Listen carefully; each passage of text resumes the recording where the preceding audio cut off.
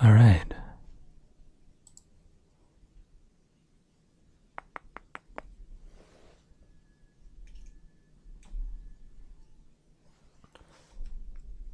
Everything should be working as intended.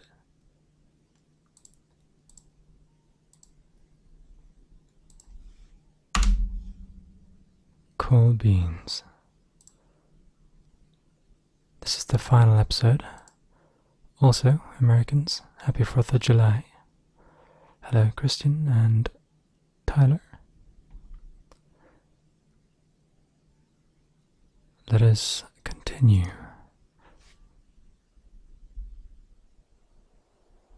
Okay, we gotta talk to this bow-wielding woman. Nid. Nid's boys are just finishing eating and starting to play when you approach her. Are they getting plenty to eat? I think so. They still have enough energy to get in trouble. It's for the best. Hopefully they can stay children as long as possible. I hope so too. Without allowing you to refuse, she puts a spoon and bowl with cooked eggs in your hand. A bowl of cooked eggs? Do I at least get some salt? You have to try these. It's a family recipe. Some cooked eggs in a bowl is a family recipe. That's a piss poor recipe. Hello, Justin. Happy 4th. You take a bite. They're good, but you didn't taste anything special. What do you think?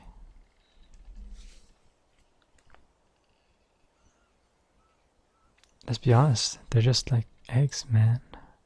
Her eyes look down with embarrassment. Oh. I mean, there's nothing wrong with them. The archer starts smiling. They really are just eggs. My mother used the family recipe story on each of us kids at one time or another when we wouldn't eat. She tried to guilt you into eating. She tried anything and everything to raise us, feed us, keep us from getting into too much trouble. Now with my boys, I understand why. I'm sure you had a bit of that with Alette, but even more so now with this caravan. I doubt there's anything you wouldn't try to keep everyone alive. You think back on all the choices you've made. Just know that we understand and appreciate it eventually. Thanks, Ned. Cool. Give me just a second.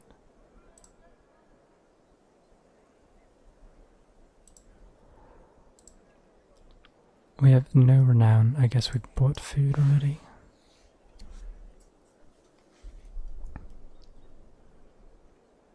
Well, that's not a bad item, but it's a high-level item. Oops. Do we need to rest? I don't think so. Don't piss of an archer. Well, you know, I was just being honest. I don't think that'll piss him off. Not too much anyway. Skillful as fuck. Yeah, especially her. Alright, I think we're ready to leave. The carts just start moving away from the village when you hear a girl shout, "Papa!" You turn to see where she is looking and gasp. From the east, over ground you recently crossed, comes a large number of missing clansmen, fighters, and Varl. Is that Ruga? Someone asks. At the front of the group is the former governor of Borskard. Husbands run out to their wives, and children scream in excitement for parents they believe to be dead. You make your way out to greet the group as well, but Ruga holds up his hand as you near. Hello, Rob. And hello, Swan. It's been a while. It's hard as ever to read the governor's face, and Dagger naturally says nothing. I hope you didn't get all cleaned up for me, Rook. Was it too much for you to just die when that serpent struck? He seemed to be hard to kill as well. Remember that. His tone is not exactly threatening, but not warm either. You decide what to say next.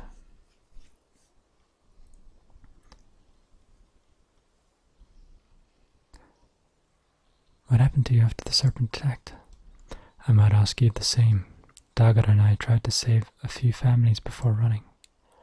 You glance at the silent guard, but he neither confirms or denies the story.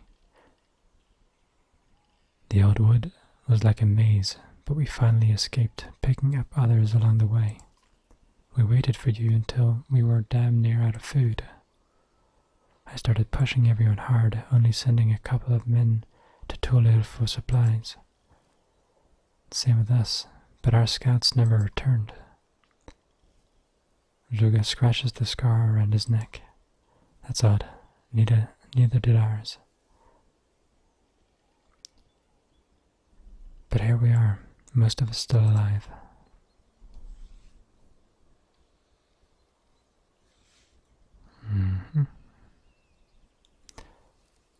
Thank you for collecting the rest of our clan. Our clan? Is that really what we are? One clan? Believe it or not, that's exactly what we are. I suppose we'll see. We won't be the only ones seeking shelter in Albarang. Families of long memories, hatred can span generations. Don't be surprised if petty arguments and bad blood rule the day. Do you need to rest before we move on? That's up to the clansmen and fighters. I'm only a servant of the people. Ah, fuck off. His tone is strange, like he's rehearsing his statement, along with that unnerving grin. I'm sure you could all use a bite to eat at least, if not a few hours to close your eyes. If that's what they want. You glance at Dagar and get nothing but his stony gaze in return. I'm going to speak to some of the others. Before you do, Dagar shifts slightly. You are shocked by how much a small change puts you on guard. It's not that you're a bad man, Rook, but you've made some bad choices.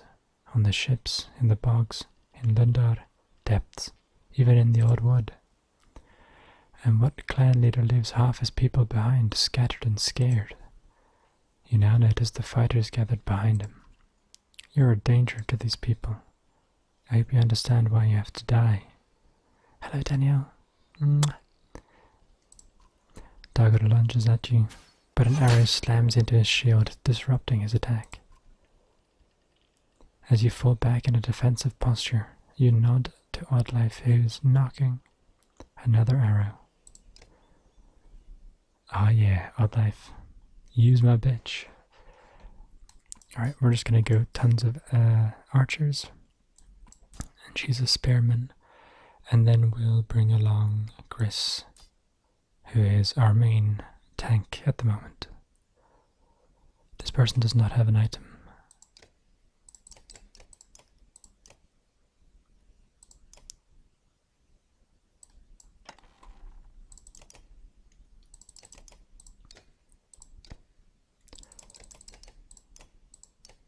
But one break might be good.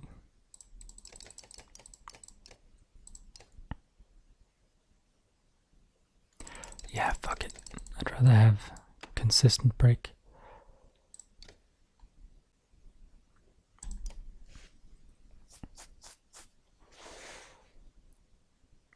What a deck, yeah, for sure. It's good to be back. Had my final exam for the final exam of my first year today. That's cool. How do you think it went?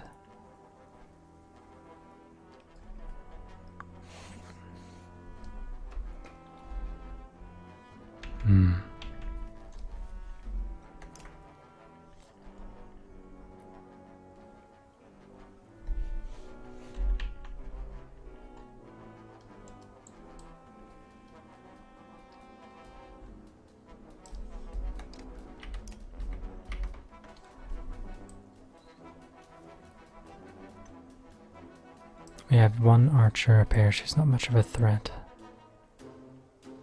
If we put him there,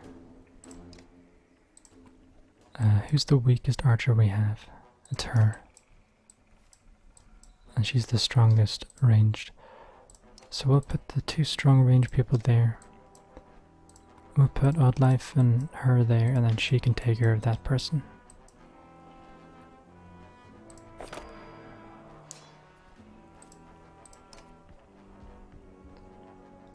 What are his abilities? They're not that good.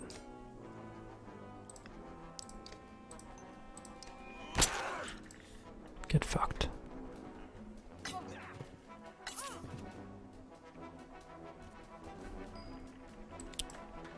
Okay.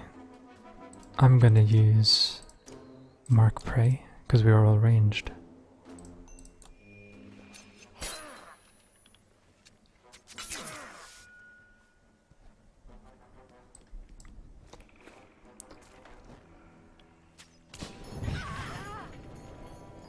You might not be putting those burgers on at all then, Rob. Good luck battling. Thank you.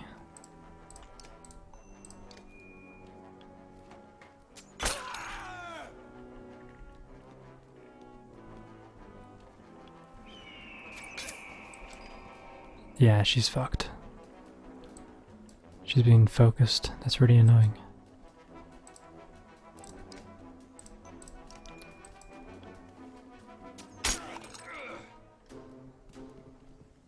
And so is this horsewoman.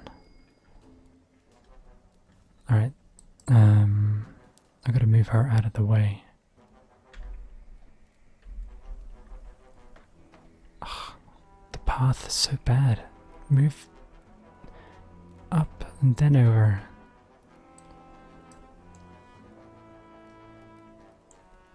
God damn it. Yeah, she's gonna die. Fuck. There's no good option.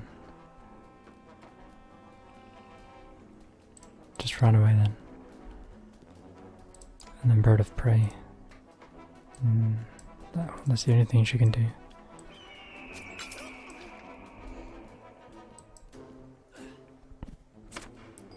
Get wrecked. Poison tipped.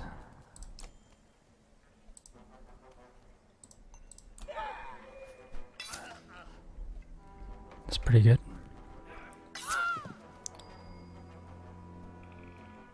I don't know why she's being focused.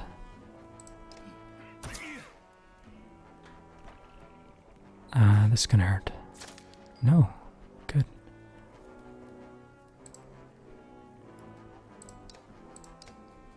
Take him out.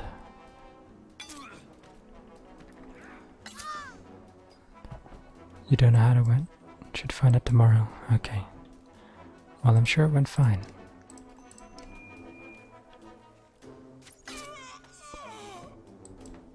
Uh-oh. There she goes.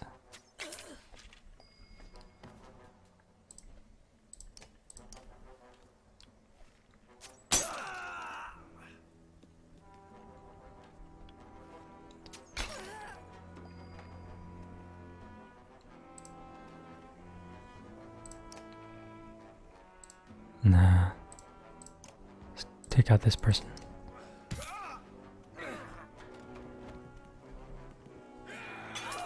Ouch. I do not want Oddlife to lose too much health.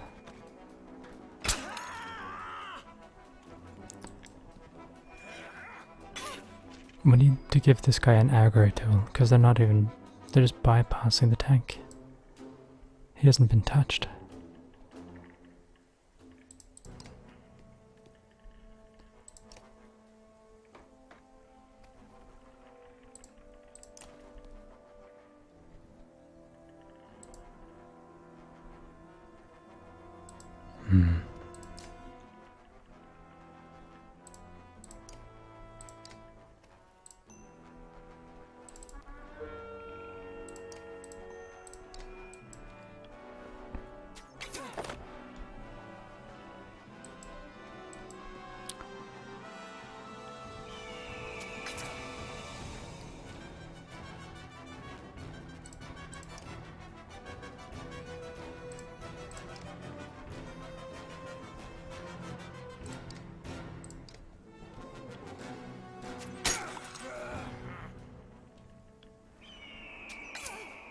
Fuck. Alright, gotta take out his shield. We should probably use Bring the Pain.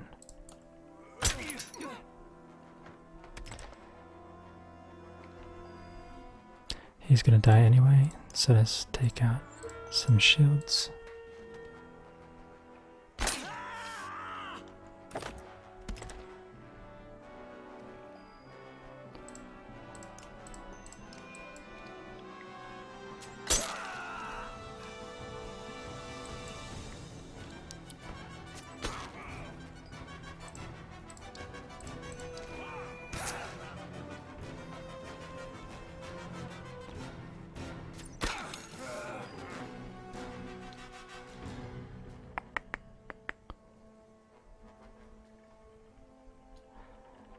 Yo, Anong.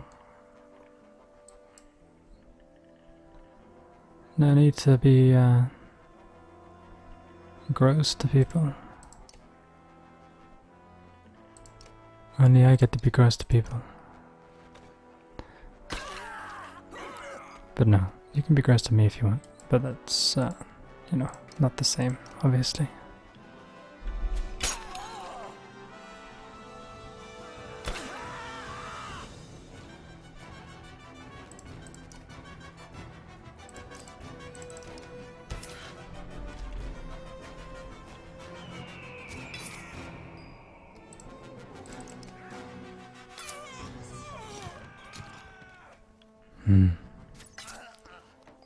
She needs to be taken out as soon as possible.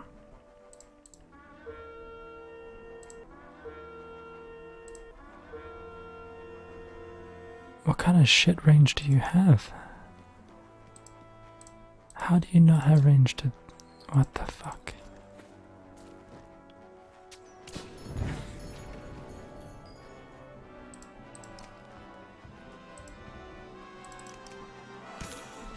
Okay.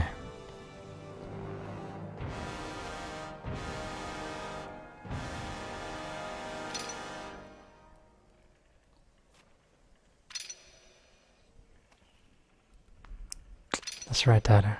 Daddy Ben's got you.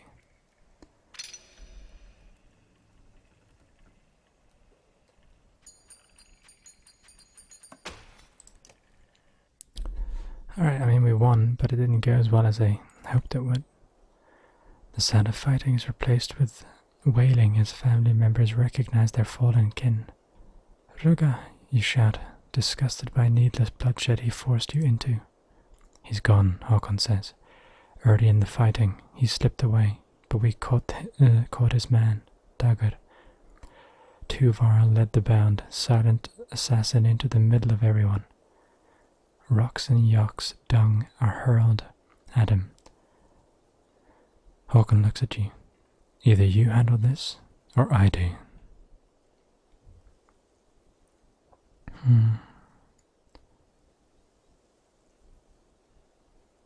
Fuck it, I mean, might as well let Håkon, right?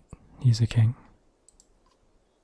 Håkon looks shocked as you step away, but walks forward quietly and lifts his axe.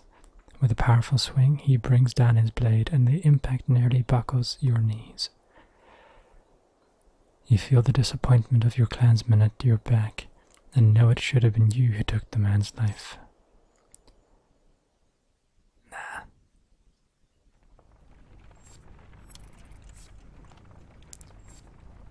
Alright, morale is low. Where is the next village? There's no village close to here. It's gonna be a while. Strumming from Alio and sung from a large number of your clansmen surprises you. A Varl stands in the center of them, blushing. It's Skari's 200th year, a Varl beside you shouts. The rest of the caravan is slowing to check out the commotion. Make a toast to the Varl. To Skari, you start. You've already lived longer than any human here will. Your bravery and your strength continue so that... May your bravery and strength continue so that you share drinks with the grandchildren of our grandchildren. Skari looks at you and nods. I'll tell them of your bravery and strength. Everyone drinks and laughs and continues on. Cool.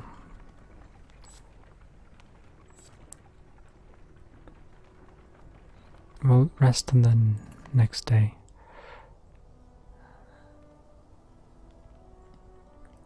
Have you decided which game to play next? Not, well, I haven't finalized my decision. There was a couple of games that I'm looking into. We'll see. We're in the beginning of July now, and there is one game which has a few different episodes, and the final episode is coming out this year, so I'm hoping to start that at some point. I might do a game without an end next. So like Passepartout, The Starving Artist or something. We'll see. Because then I can interact with you guys more and bring you into it more. The surrounding woods look promising for game, and you could use a bit of solitude. Soon, deer tracks guide you, but in a clearing, the beast is already fallen. Scanning the woods, you hear and see nothing. As you approach the deer, you can tell the kill was recent. A black stone, half the size of your fist, lays beside the animal. You pick it up, knowing it to be a dredge weapon. A rustle in the underbrush nearby reveals two herders who immediately create deep noises. They are communicating. Then one lashes out and attacks you.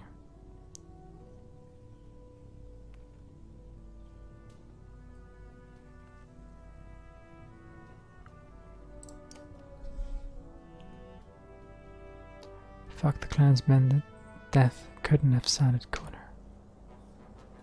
Yeah, it's pretty hefty. It was much more intimidating for the guy who died to be taken out by a massive virile king than a little fucking hunter. Alright, I'm gonna walk up here and let them come to me.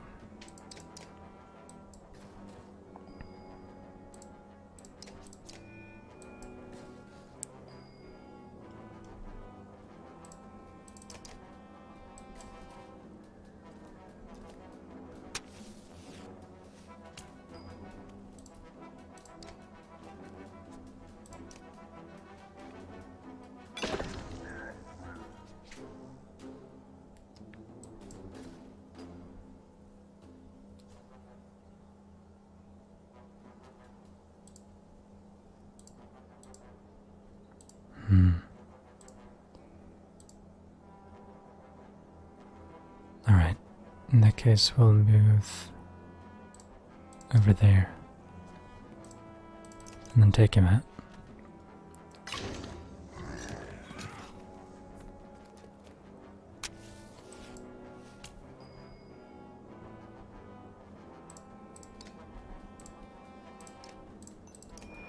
You've inspired me to make my own ASMR videos. Could someone see if my new video is good?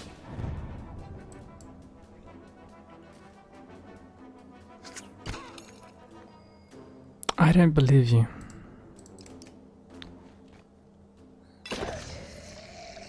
No offense.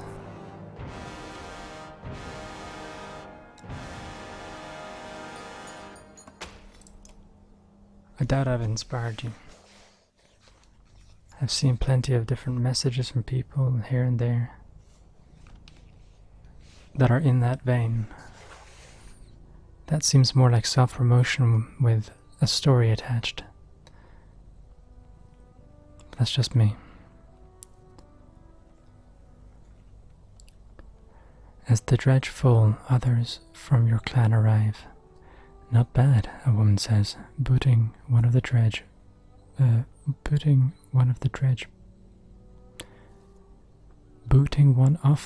body. Okay. In my head this isn't clicking, but yeah, I guess it makes sense. Booting one of the dredge bodies. It's just booting isn't the verb I'm used to. A child runs up and does the same. Inspired me, man. Well, you don't release very much, so I'm not that inspiring.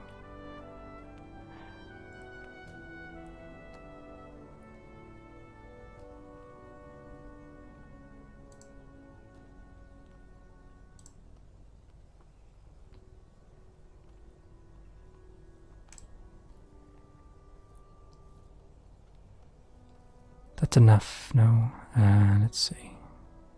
Sure, let's kill some more if there are more. Let's see if there's more slags to kill. Fighters and Varl fan out, and you slip through the woods searching. Word reaches you quickly of a discovered host of dredge. When you arrive, the dredge look cowed. Those slingers and stone guards stand protectively around some supplies and young. We did, yeah, they attacked us first, technically speaking. So, I say we charge them. Fighters and Varl roar their battle cries and run at the dredge, who pick up their young and scatter. A few of the slower ones are wounded in the process, but you're glad it wasn't a slaughter. Alright, we'll rest on the next day. The water in nearby streams is gradually turning bright green in places. It looks like the gore from the serpent's wound. Dead fish are spotted in dozens, floating by in the faster moving sections. Some clansmen have fallen ill. Others are feeling the effects of only drinking mead.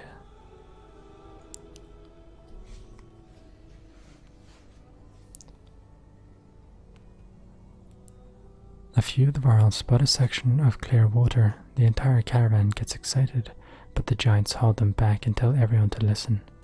A faint tune is drifting across the water. No, from the water. Worried whispers ask, "What is it? What's it mean? Is it safe? Or, I don't care, I'm thirsty."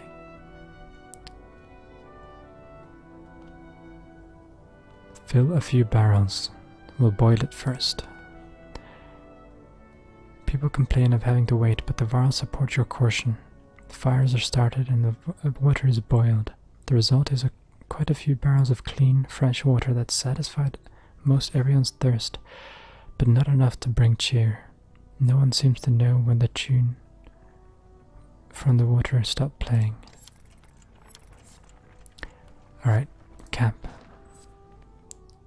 Because our morale is terrible.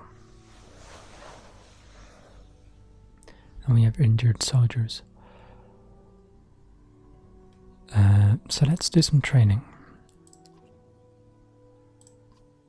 Hold on. That's not what I wanted to do. Fuck. God damn it.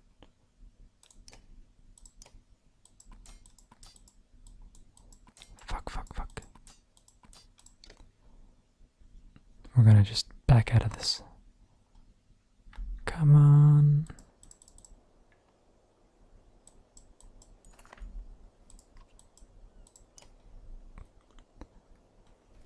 Hold on.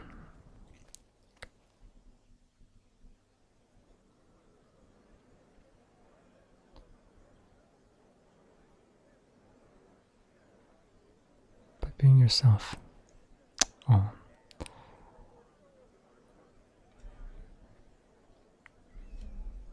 Yeah, I mean, only drinking mead is not necessarily going to give you a hangover if you don't drink that much. Especially the Varl, I mean, they're massive, so...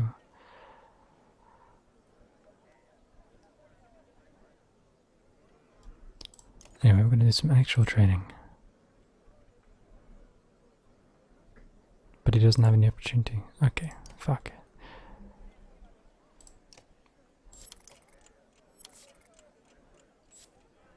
I don't know if this is a lot of food or not. It's a decent amount of food. We're going to keep it. And then we're going to promote... well, it depends on the items we have. 35% to dodge strength attacks. That's pretty good. Protects from death unless strength is 1. So this basically prevents a person from dying pretty consistently. That would be really good for someone who breaks armor down.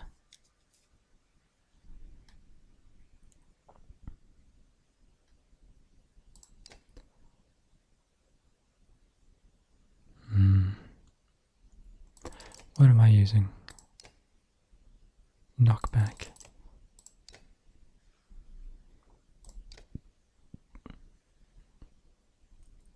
Okay, I'm gonna promote myself.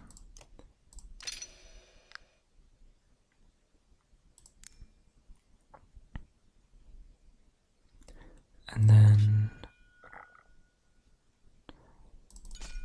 give a point and puncture. And I'm going to give myself this item instead. And pass on the knockback to, I don't know, her, I guess.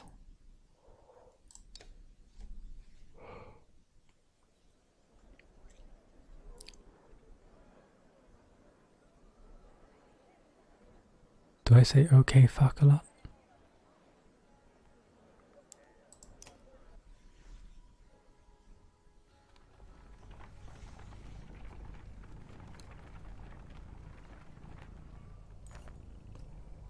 The caravan slows at the sight of the field gate bridge.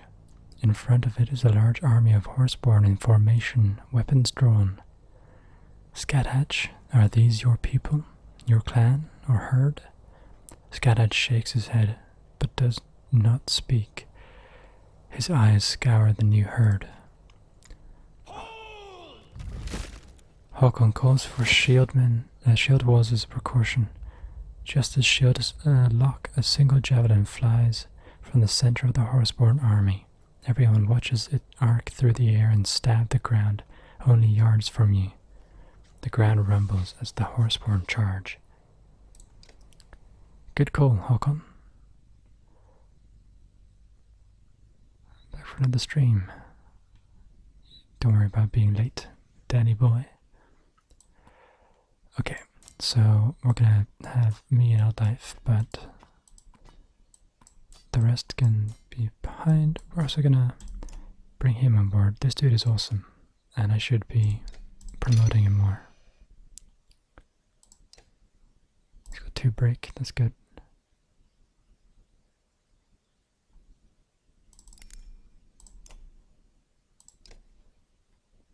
Cool. Do we have any better items? Oh, if we're not going to bring her, we might as well give that to him. And also this dude. He needs to get that item. Armor and strength resist. Sorry about this. This is a boring part of the game, I guess, but just need to make sure that everyone's got the optimal items, because horseborn can be really frustrating to fight against. Strength resist or armor and a little bit strength resist. It's probably better for him. And we want our bear to be out as soon as possible, so we're going to have him there. Good enough and good before Håkon, and then Håkon is our backup. Let's go.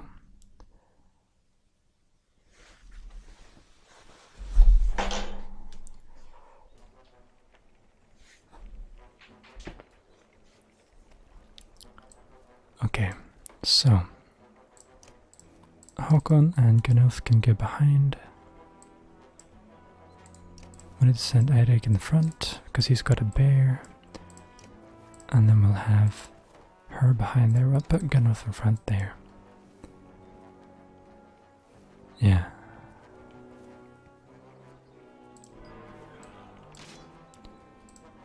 Send him out in front, and then end.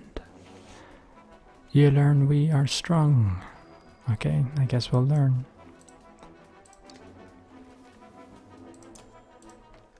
Call for bear. So now we have another tank in front, and we'll send the bear up here.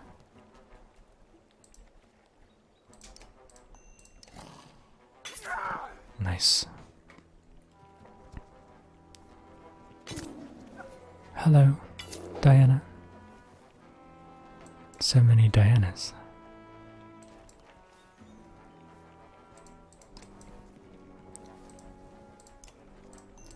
Take this horseborn out.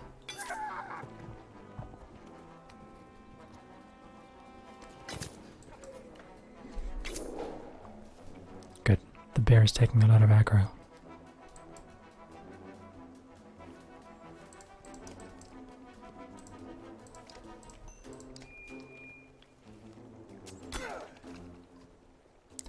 Pine Calbren, whatever that means.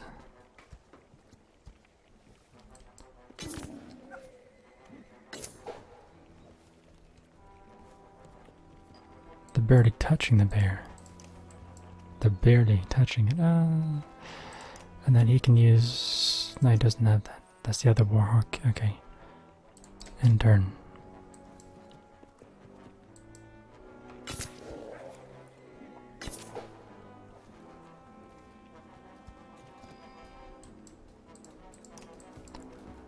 Have I mentioned that I love your hair?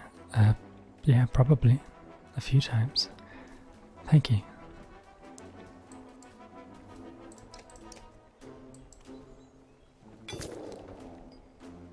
Okay. If we send this dude up here to give him a bit of a push in the butt.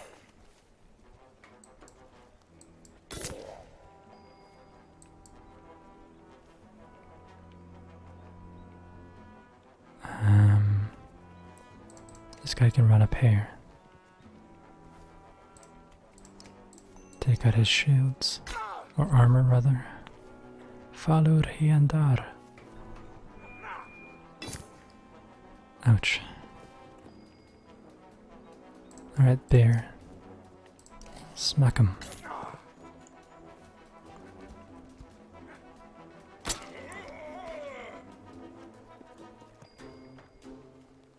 Soon Dan is, but no one is like me. Well, no.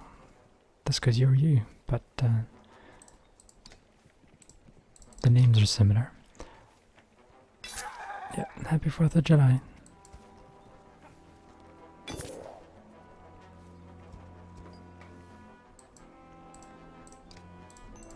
Take him out.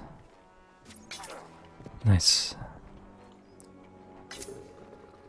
I'll be shooting some phosphorus rounds. Sounds like an American way to celebrate.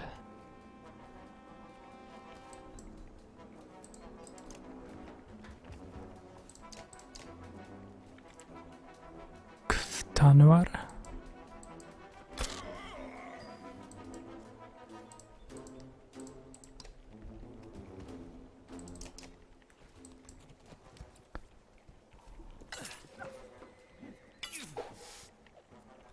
Okay. Send this guy up here to fuck him up. Good boy, Chris. Soak up all that XP.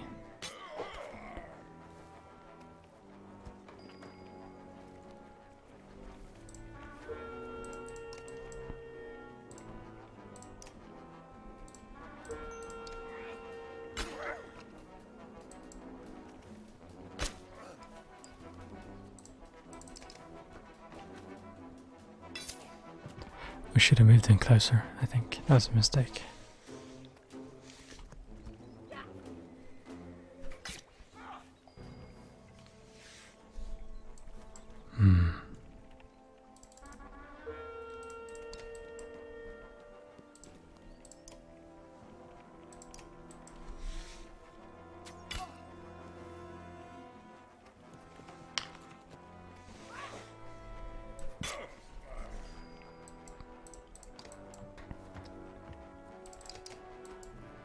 Okay, we need to move Chris back, I was gonna say, but he's dead.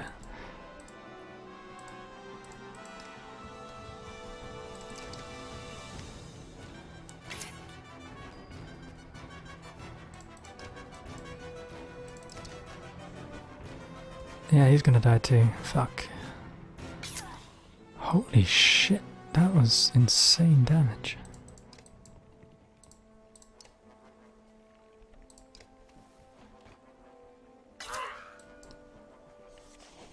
Cool. I mean, as soon as Gunnuf gets up there, they don't stand a fucking chance, but it's gonna take a while.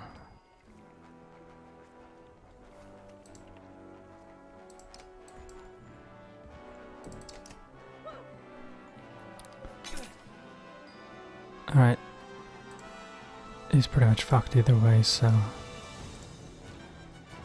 if we send him up here, he can take out their shields, armor. I say shields because that's what it is in most games.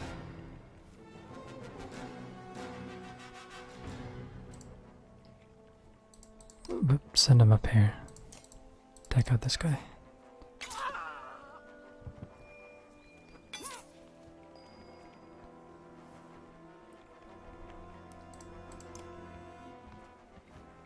Awful attempt at a joke. I made horrible jokes when I think a guy is cute. Get fucked, horse.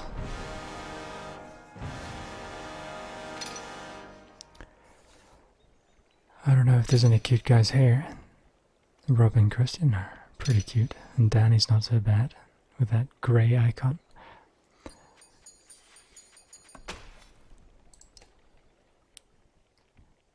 Who doesn't love to eat ramen, am I right? A slight cream-coloured horseborn with flaxen hair steps out of the ranks of the wounded. Her blue war paint stands out against her otherwise yellow coloration. I was going to say exploration, but that makes no sense. The remaining horseborn showed deference to her. She says a few things in foreign tongue of her people, but stops when she sees you do not understand. Forgiveness, she says fluently. I speak to you. You have my weapon.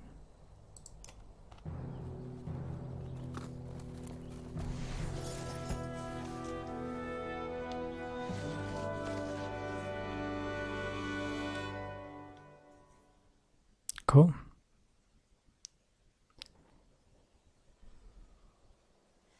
Sorry for a fight, not know it you. She speaks your language with confidence. What do you mean? And who are you? I lead herd, I am. The next word is long, shrill and confusing, but certain sounds stand out. Cannery? Cannery smiles and stumps the ground rhythmically with a hoof. That easy, cannery, yes. And you? Rook. Good greetings. Our stories tell of stranger who come help us. You two legs that walk along four, my kind with you already. She points to the horseborn in your ranks. Joined the army, went some fucked places, left the military, and now I'm riding out the rest of my life. You can't be that old. You say you're riding out the rest of life as if you're like 60. That doesn't make me the stranger in your stories. You not need believe, we believe. We follow you and join your herd. Why? She issues a slew of sounds in her native language before translating. When sun stops and plains break and a god appears, follow two legs that walk along four. This our story. We hold true. You see things, or you see these things. The sun has stopped and I've seen the ground breaking. But what god are you talking about? A large snake, not from this plane. The serpent. It certainly could be a god. You have seen the god too. You know these signs. You lead us. We follow. Cannery looks at you with a steady gaze instead of the constant movement you experience with Dead Drew.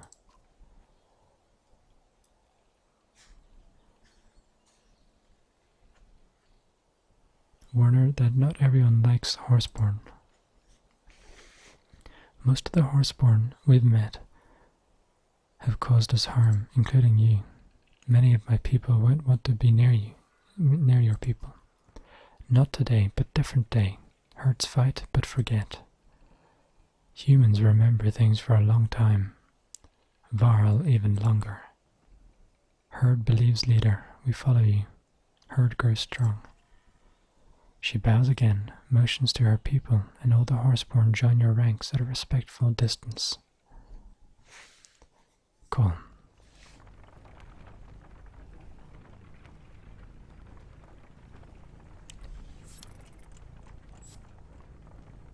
working a boring desk job, no real ambitions. Do you have any talent? The moon and stars are always visible when you look at Loiga's godstone. How can that be true?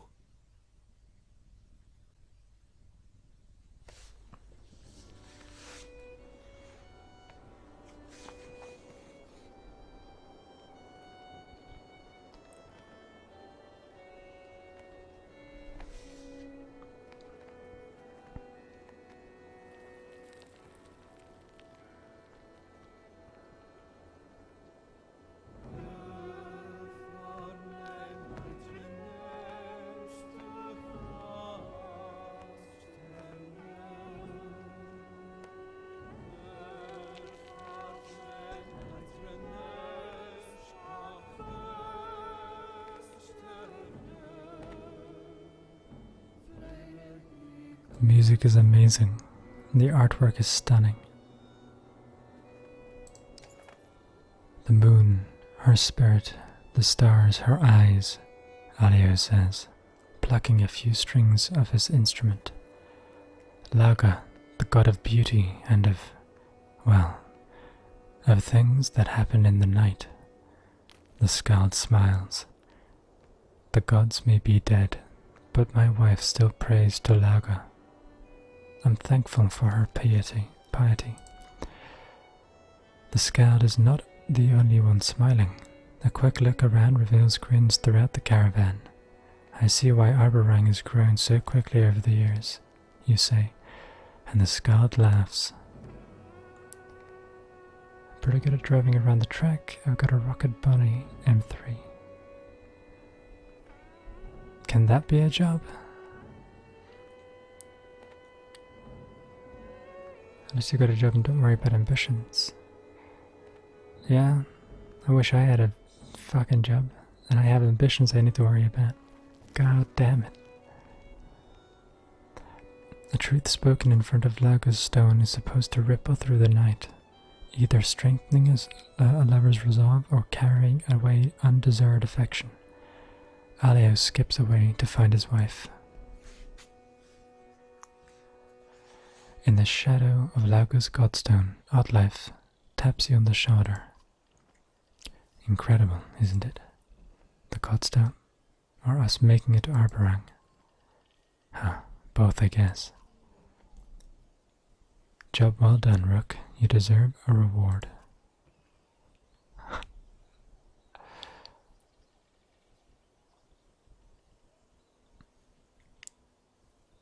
It's not over until we're inside Arborang's walls.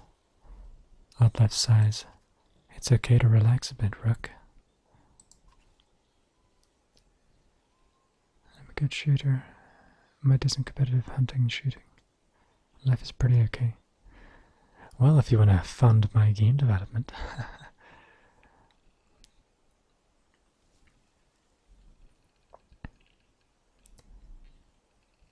When you were Skogora's huntmaster, you still made time for yourself and your family.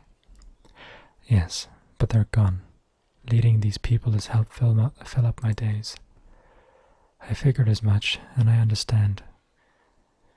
But you have options for filling up your days.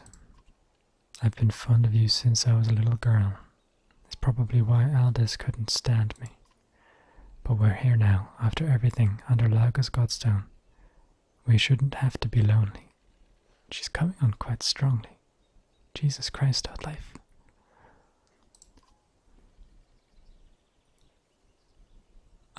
I'm not sure what to say. Oddlife looks down, clearly disappointed. You're so confident in your decision on how to keep everyone safe. I was hoping you'd be as confident in how you felt about me, one way or the other. What do you say, chat? Do we fuck, or do we not fuck?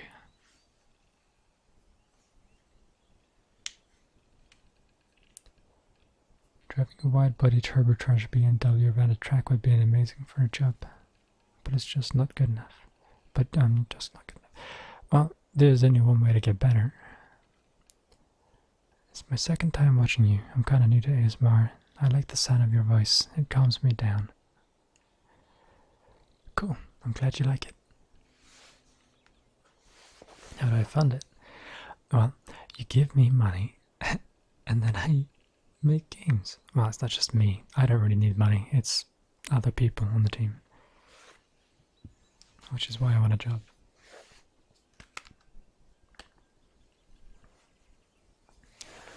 Aggressive fuck.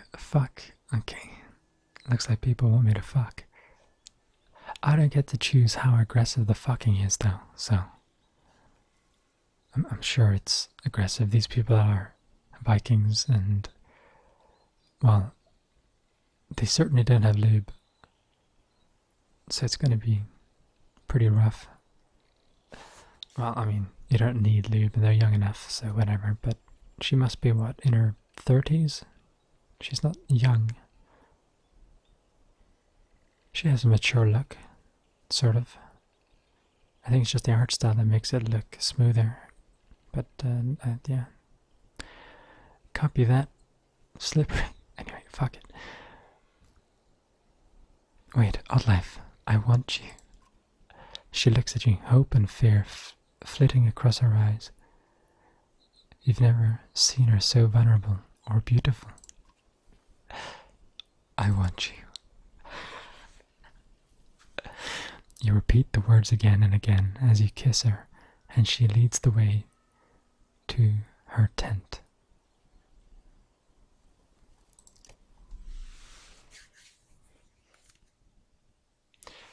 I'm gonna have a link, like a link or somewhere to send money.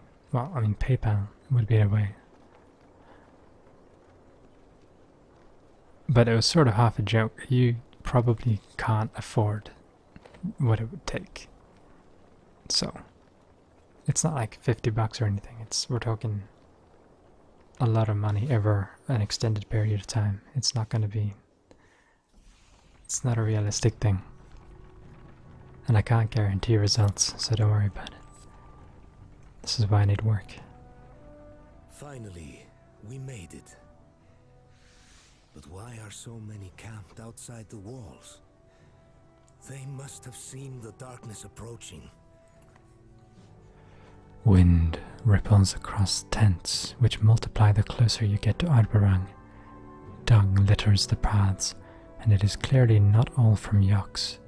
Rattling coughs mix with the raucous laughter. Small fights break out for no apparent reason. Curious eyes grow wide as they spot the Varl and Horseborn. Mothers grab their children, men their weapons. Various clan banners snap and whip in the wind. You recognize the heraldry of Karlshus from Alio's tales, and Strand's banner from the previous talks with Ubin. There are even a few Cragsman banners, by their muddy appearance. You also notice the division between each clan. There was no mixing or unity. I'll push ahead, Prince Dudin says. My father will want to see me, and I'll be able to find out exactly what is going on here. Irsa and a few fighters escort him through the crowds towards the walls. Old Adakan's peoples are here. You hear a woman from your caravan shout. I'll have to check on him. Others are finding familiar clans and kin as well, slowly drifting from your banner. Alright, so up until this point I've allowed people to leave, and that's when it was dangerous. At this point it is much less dangerous to split up, and the mixing might be good for everyone here, so the way I see it, fuck it. Say nothing, letting them choose. Many more are invited to rest around warm fires with friends, taking their food with them. Your numbers dwindle. The idea of your solidarity clan under the Skogar banner begins to gutter.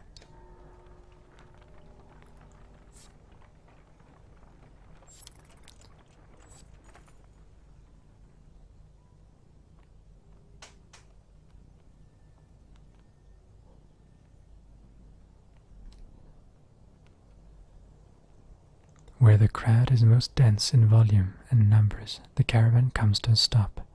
Ahead, you notice a sharp line where the tents and people stop. The ground beyond is pinned with arrows and not much else. A few hundred yards of empty space between these people and Arborang's walls.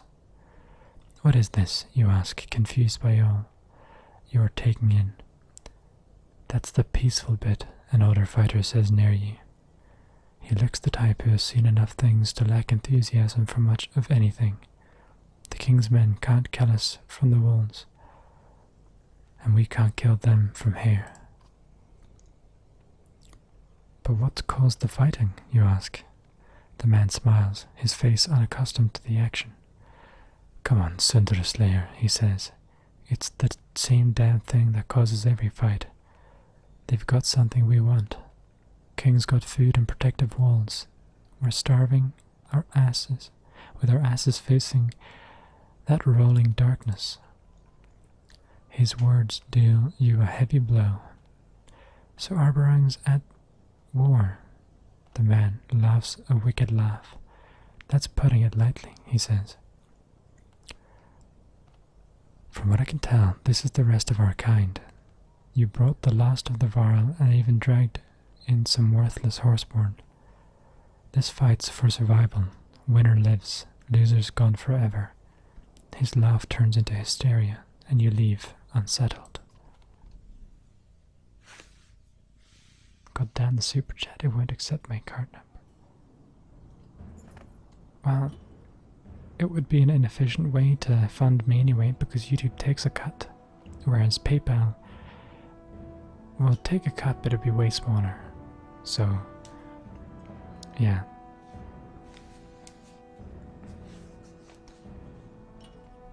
The yokes are tended and the tents aligned as best as possible.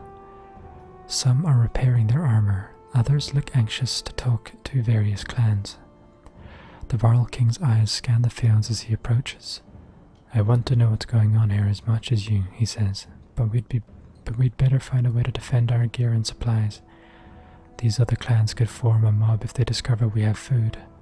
Seeing the hungry eyes all around you, you agree. We've got an issue, Oddlife says. I don't know why, but the other clans don't like the Horseborn, or the Varl for that matter. They're starting trouble and I'm going to stop it.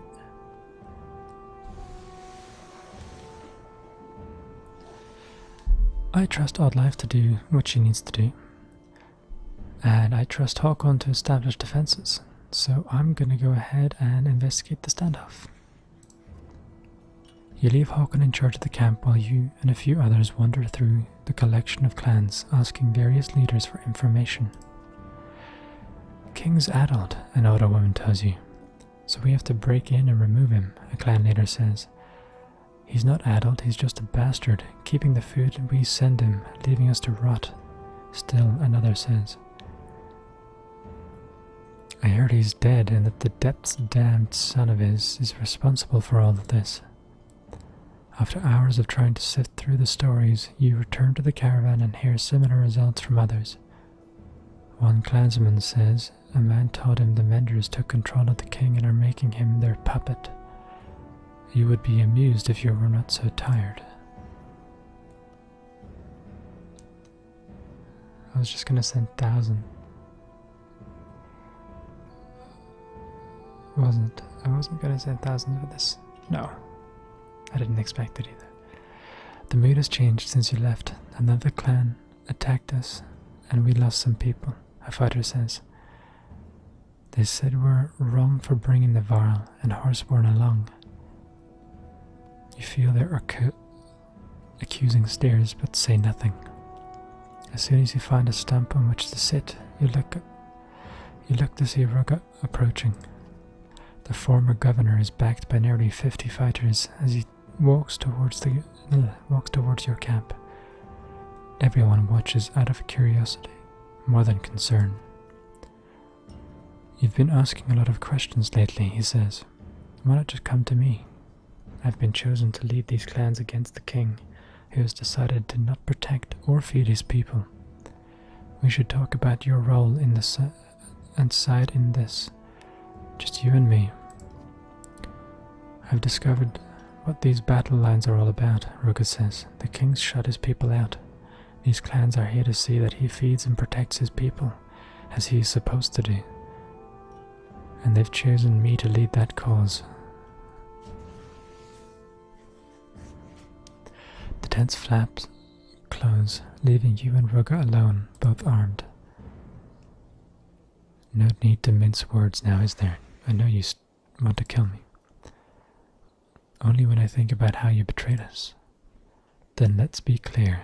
If either of us leaves this tent without the other, the fields around us will turn red. Then say what you came to say before I do something stupid. Ruga snorts his amusement. I wasn't making that stuff up outside about the king. He really has shut all of us out. It started a few months ago when he started stockpiling food and slowing trade. Once the wealthy families were all pulled inside the walls, he shut the gates. The only thing he's said is that he can't feed everyone. Oh, and his archers fire on anyone who gets close.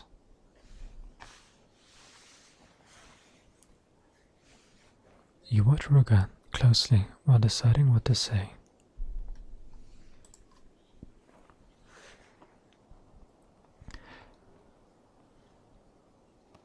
Danny, if you're gonna give on Patreon, make sure to set a monthly limit of some sort, because otherwise it can get really expensive. Because it's per video, not per month. I feel that's more fair, considering if I release a lot of content, then you get a lot of value. But if I don't, then you don't have to pay so much. But then of course you can set the monthly limit to whatever you would have given a month, and not go over that anyway. So, I don't know. You watch Ruga closely while deciding what to say.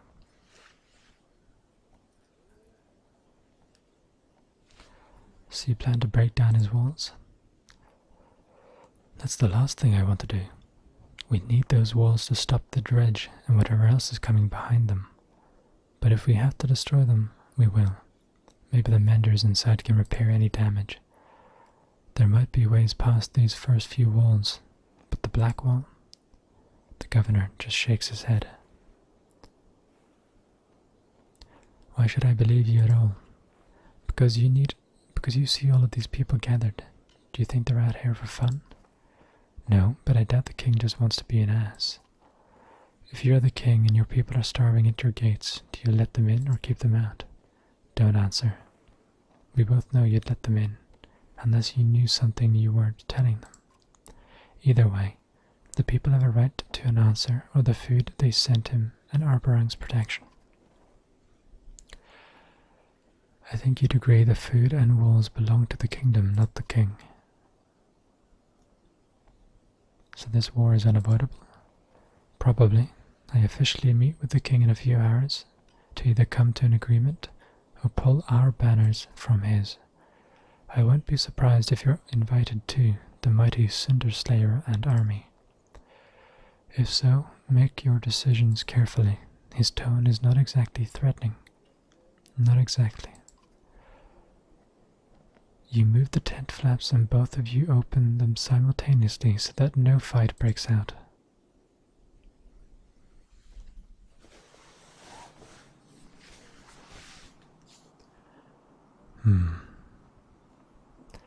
Start the Ario first. The Skald is tying up a dyed strip of cloth into his daughter's hair, but sends her off to play as you near.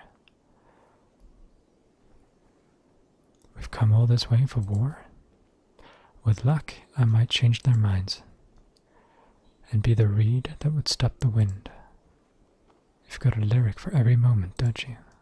Of course, plenty before us have been in similar situations and written about it. We only think our lives are unique. And if peace is not an option, is there a Skald song for that? Plenty, but I'll tell you what I'll do. Save the families who can't, or tell you what I'd do. Save the families who can't save themselves. I can't imagine if my wife and children were left out here. Like they don't deserve the same protection as others. Alia's words flood your thoughts as you walk away.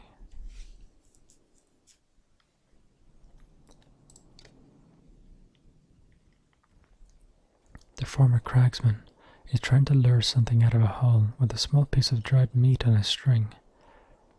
He leaves it dangling by his side while standing to talk. It looks like you're keeping busy. I'm playing fox and hare with the Val. Do you think foxes ever played Tryggvi and Val? This dude is so weird. No. Tryggvi looks disappointed. Do you have any ideas on how to keep two groups from killing each other? Any powders or relics? Or crazy schemes? He reaches into his tunic and grabs something, pauses, releases whatever it is, and shakes his head. People kill each other every day. Every day. Just enjoy the show. But if it comes to war, I don't think either side will leave us out of it. Tryggvi thinks about what you're saying, tapping a fingernail against his teeth. He looks at his finger, sneers, and spits. Killing kings requires a lot of lives. It's just as easy to kill clansmen instead. Either way, some will praise you and others will throw dung at your face. Or you could collect all the dung in a giant hill, stand on top of it, and be your own king. As you watch him crouch back down to the hole, you wonder what possessed you to speak to him.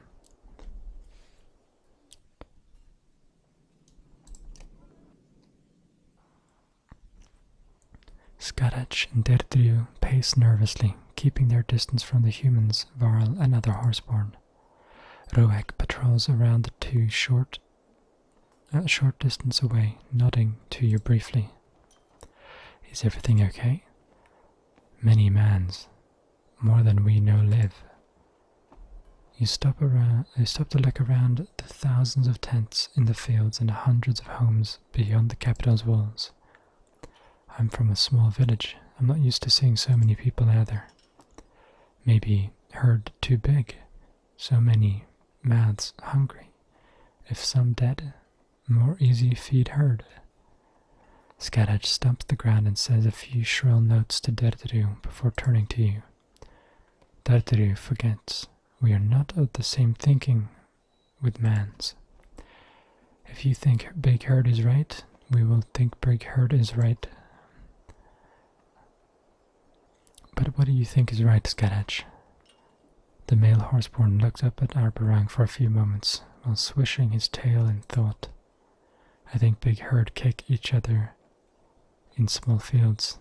He points to Arberang, small fields behind walls. You thank them for talking and offer them a few calming words before departing.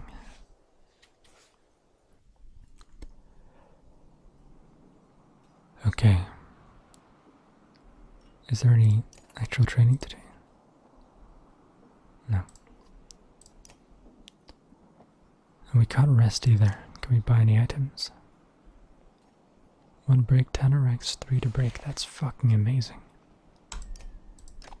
We'll buy that.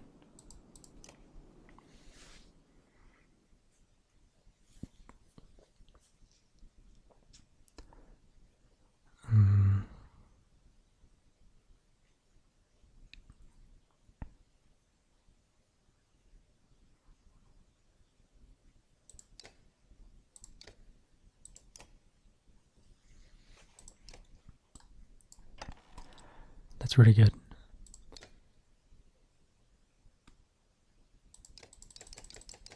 Cool.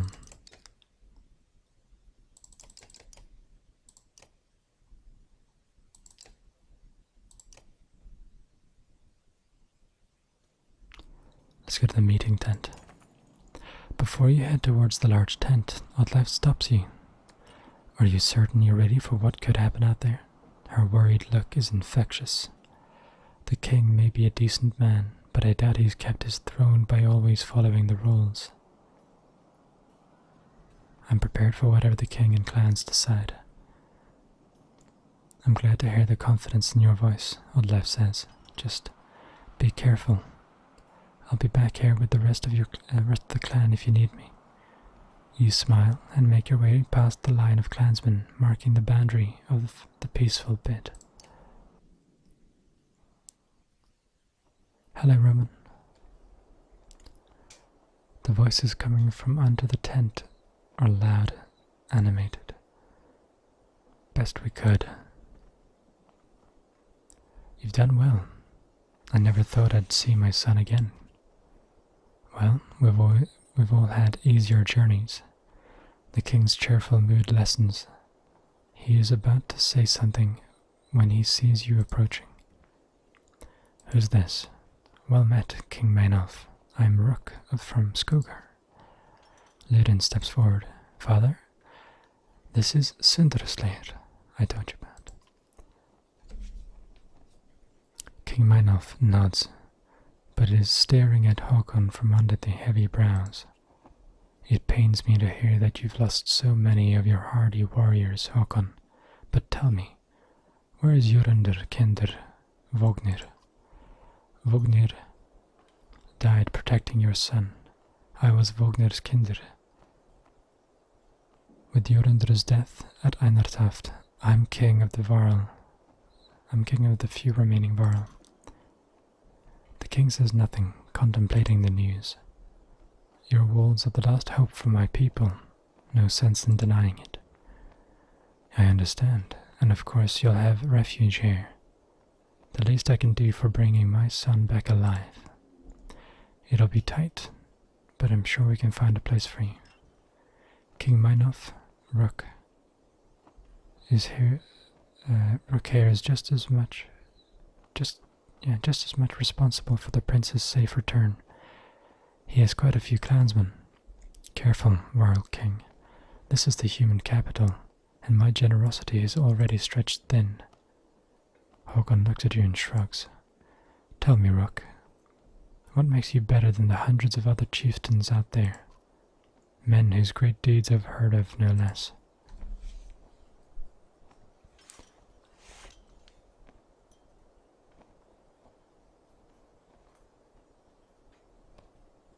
I've united many clans on my journey here. I see that, horseborn included.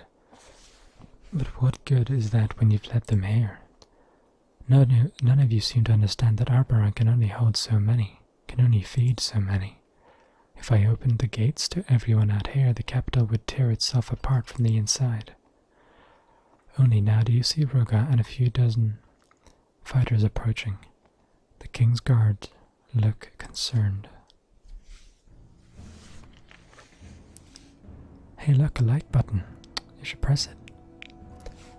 Roga. Maynolf. I should have killed you when I had the chance. You tried, remember?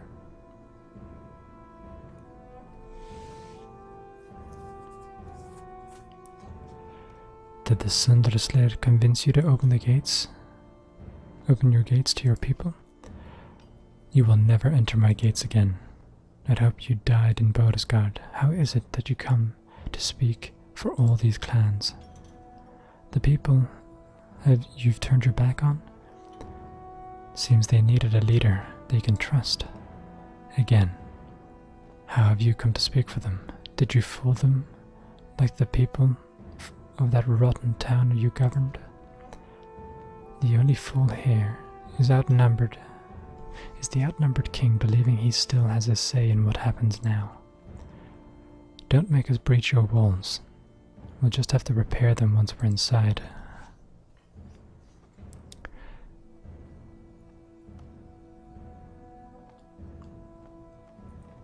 Point out the approaching darkness. I doubt either of you will be in charge of anything when that darkness washes over us.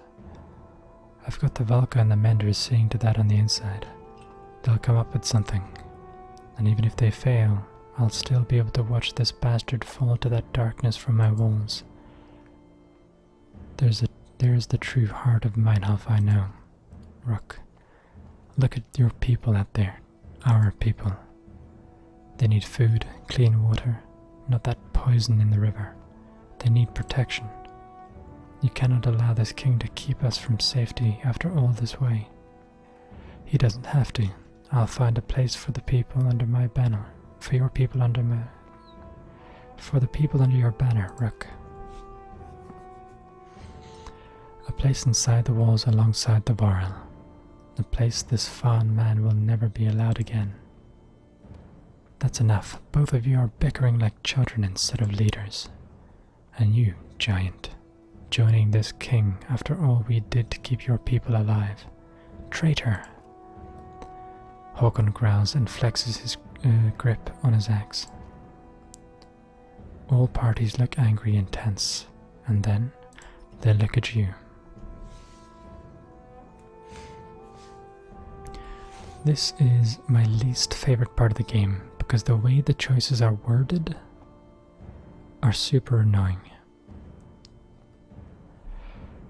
So I don't think my banner, my people, and whatever are my only concern. That's not my thinking at all. But this is the choice you have. You can either say that this is the only thing I care about, or you can say that Rook is right. And I don't really think either way, because I understand the king has an issue, he has a dilemma, and you can't just let everyone in. But I don't just care about my people either. But anyway, for the sake of the game, I'm going to choose my banner, my people, because it is the better choice for the story, in my opinion. Good. I'm granting you and your people, even those horseborn, into my walls. But move quickly. You still don't know how to play the game, Rook.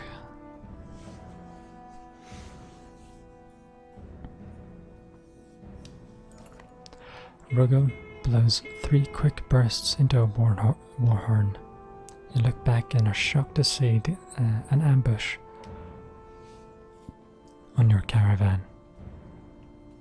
With no defenses built, your tents quickly go up in flames, humans and Varl burning. Jesus Christ, dude. With that warning, Ruga pulls his cloak-pinned dagger and lunges at King Meinhof, who shifts slightly, the blade only piercing his side. Before anyone can react, Ruga slinks behind his fighters who are charging you, Håkon and King Meinhof. Everyone to the walls, you shout. Protect the king and the Varl. Håkon nods his appreciation just before the clamor of war envelops you both. Okay, so we need all the Varl because the Varl are fucking overpowered. Yeah, this is pretty much the team we want.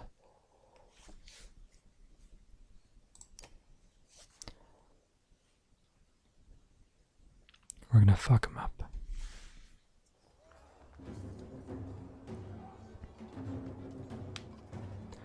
Ambush, Meinhof, you're wounded. Just a flesh wound, though I feel odd. Depths take Ruga, rally the troops.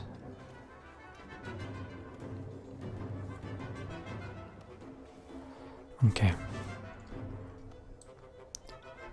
So you have 1, 2, and a bunch of people here.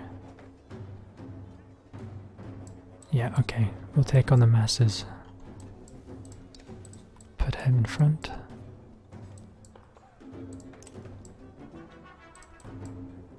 Put the archers over there.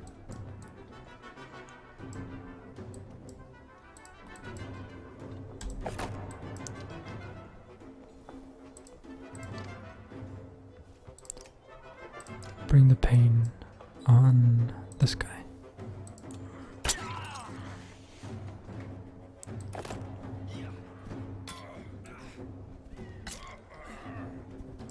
Nice, he resisted.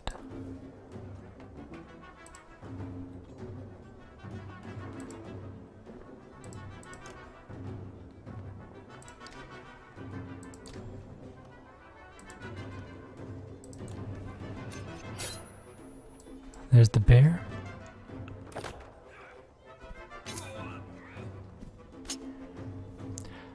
Uroku's even been recruiting cragsmen.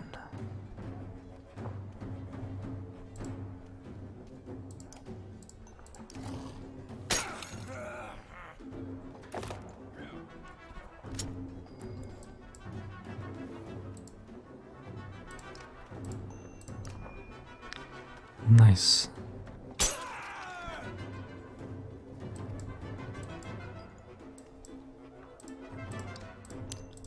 Take him out.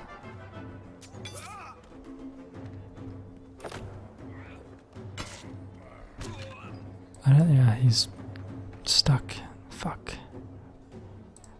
Alright, well, we're just gonna make him rest in that case.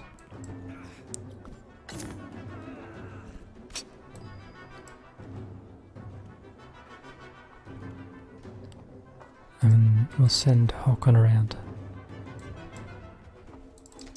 And he can deal with these people.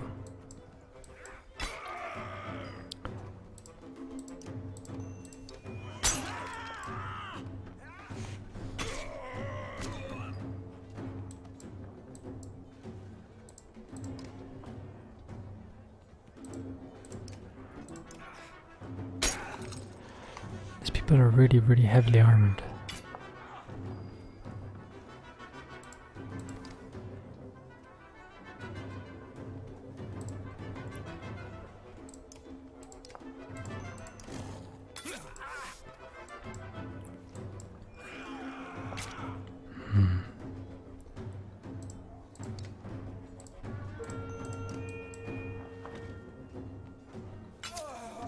Get fucked.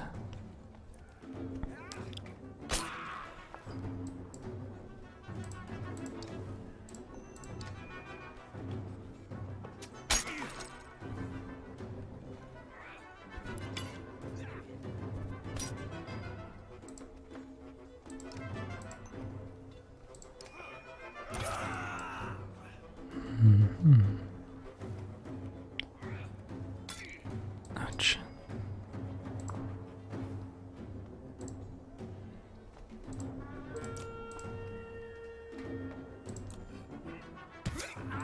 Nice.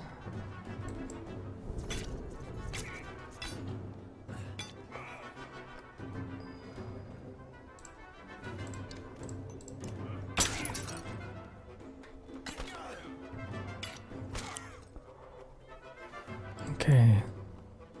You can break armor. Who needs to lose their armor? This dude.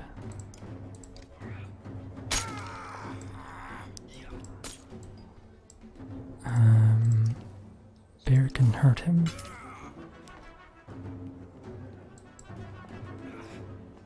Ouch.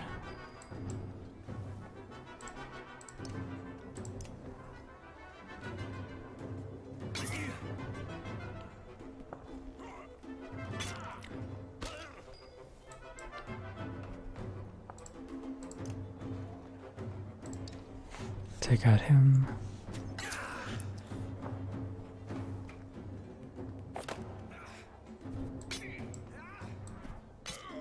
Ouch. Fucking hell. 5? That's insane damage.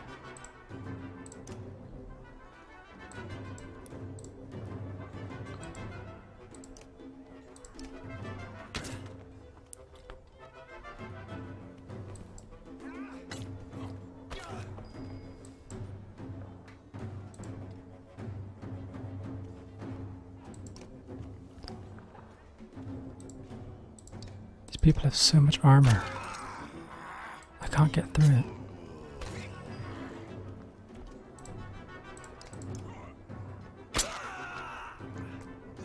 I wish I could stay until the end, but it's late where I live in Romania. I have to go to work early. I hope I can catch you live again next time. I enjoyed watching you play this game now. I also enjoy playing some games. Never heard of this one. It's a good game. Good night, and I hope you sleep well.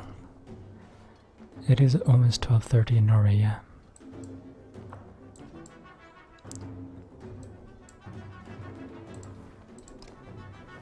Oh, for fuck's sake.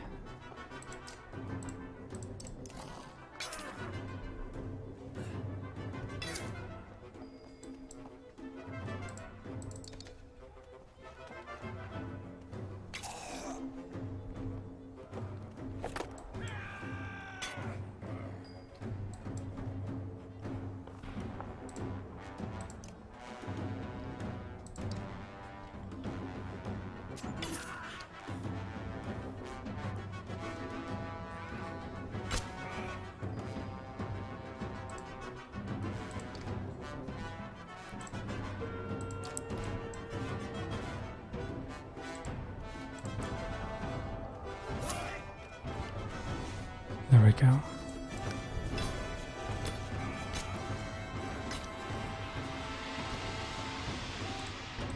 So we're gonna win this. It's just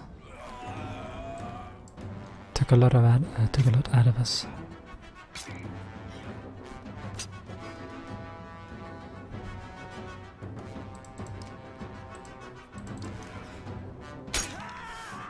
Ivan is incredibly useful.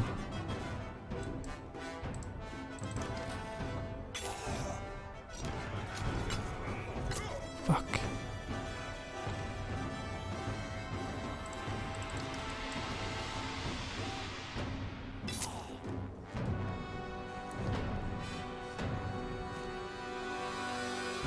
That is probably the most powerful person we have.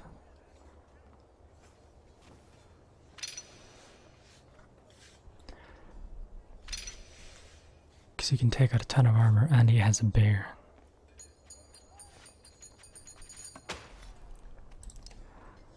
Cool.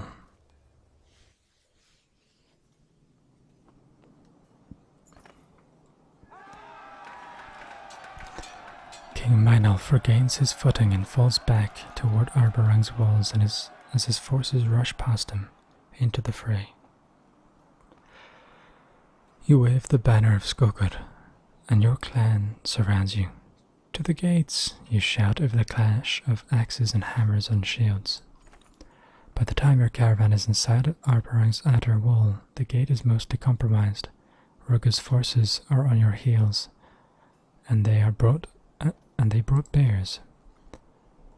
Cut them off, or they'll overrun us, shouts King Meinolf before wincing and grabbing his side, where Rugga stabbed him.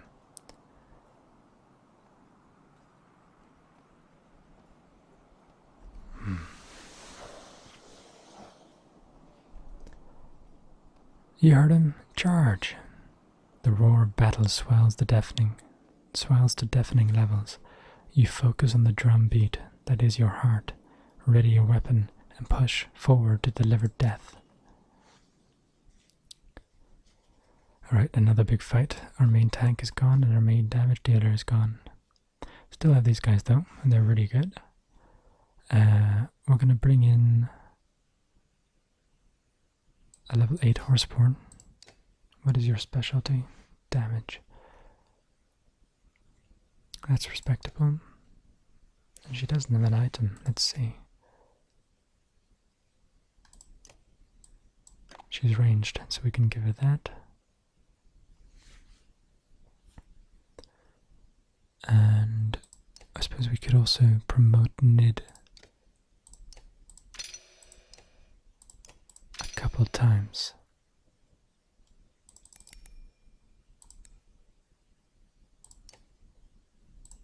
So now she's level 5 archer. That's pretty good. Fill the last spot with her. So the last thing to do is to dish out items.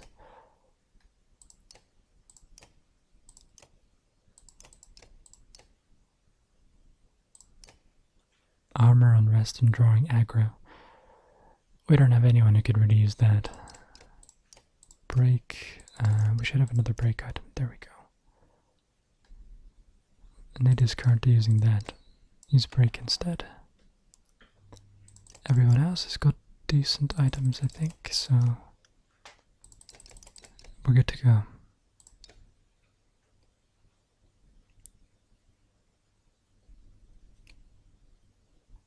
Come on.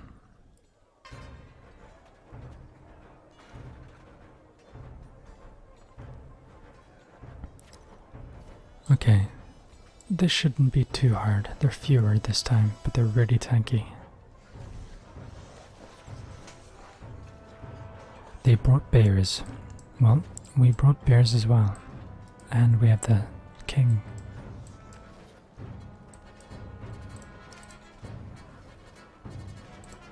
This guy's disposable, but I can't move him. Okay.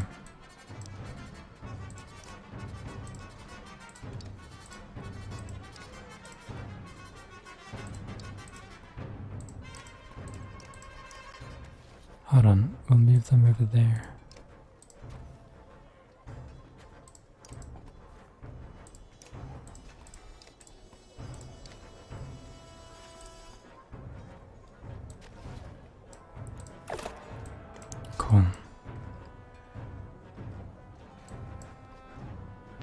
king. Alright. Will do. Kill the king.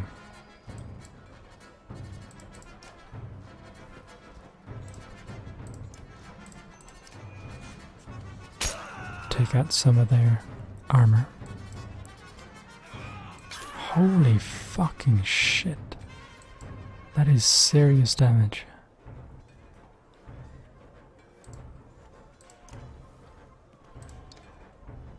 See, I have a bear too. And it's facing the wrong way. Fuck's sake, bear.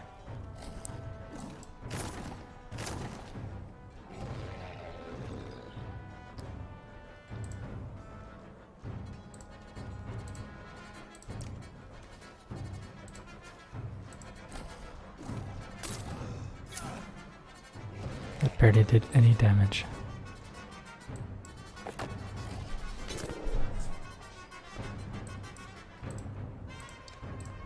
Take out 9 of his armor. That's pretty good.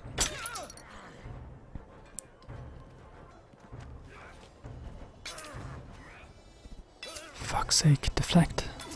Holy shit. Good boy.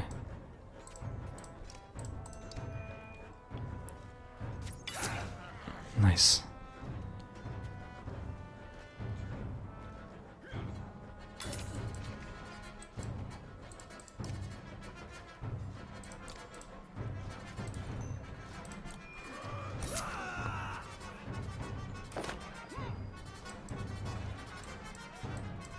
The king is good, but I want him to stay safe, so we'll put him over here through the filter of enemies. Of allies, rather. All elite guards, we only have 1. We're used to skill.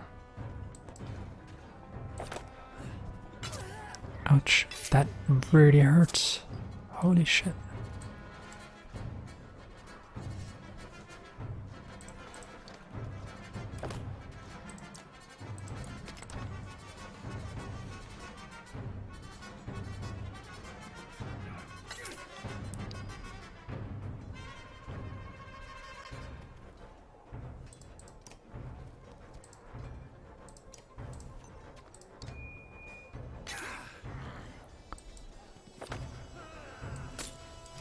Cool beans.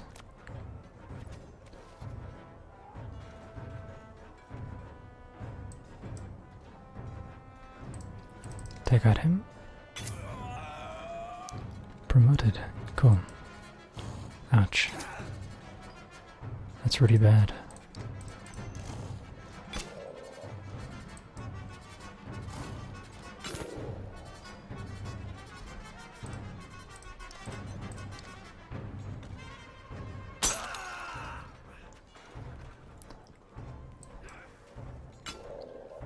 This is a really difficult fight.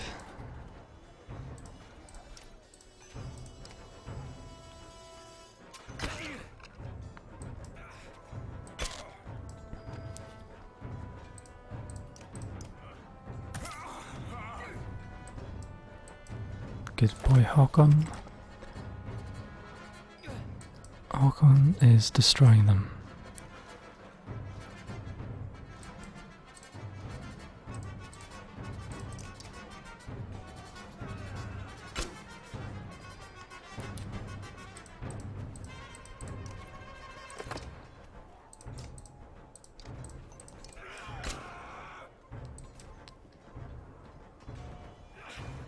Ouch.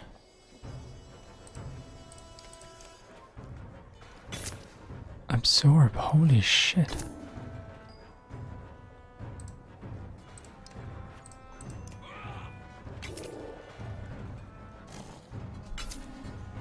That is pretty insane damage.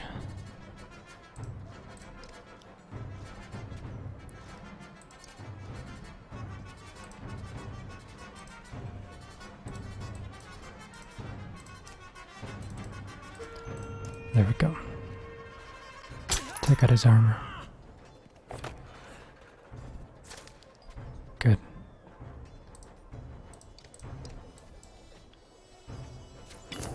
Nice. Push the bear away.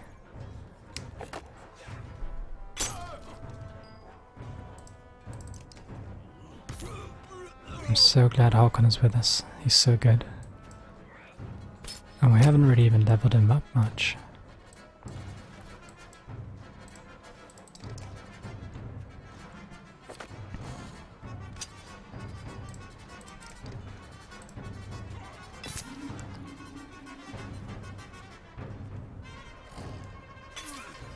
Ouch.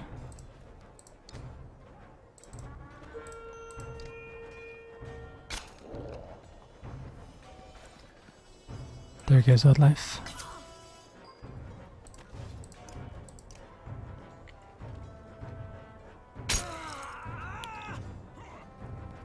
That hurts.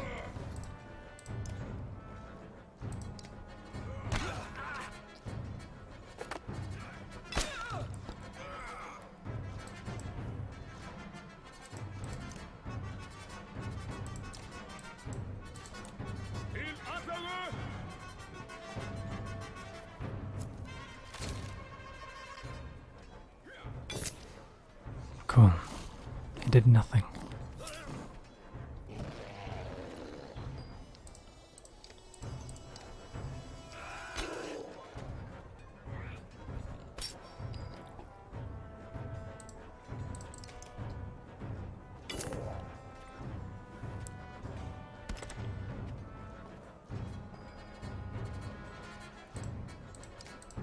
Take out his armor.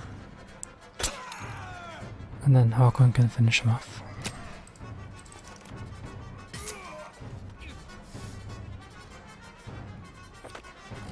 Ouch.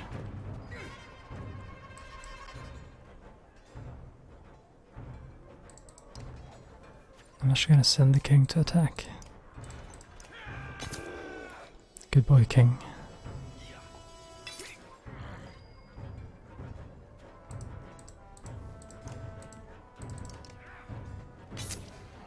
Sweet. Okay, I'm gonna try and keep everyone we have so far alive.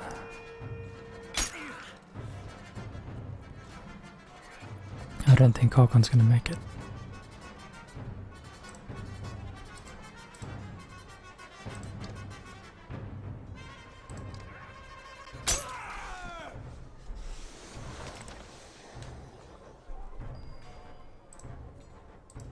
No. Håkon's fucked.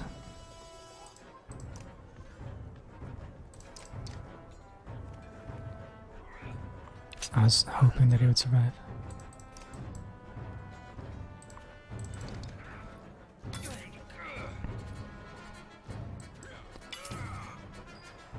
Ouch.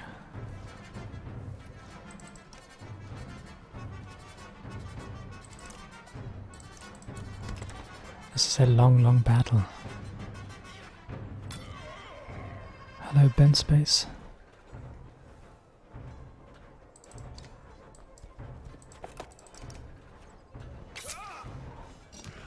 Take him out.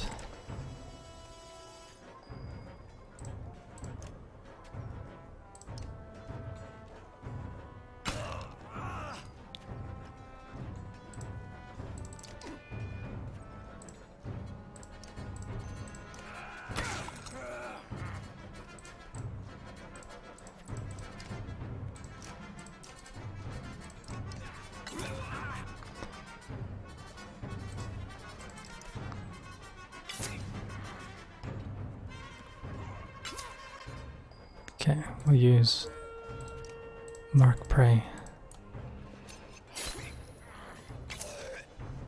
Cool.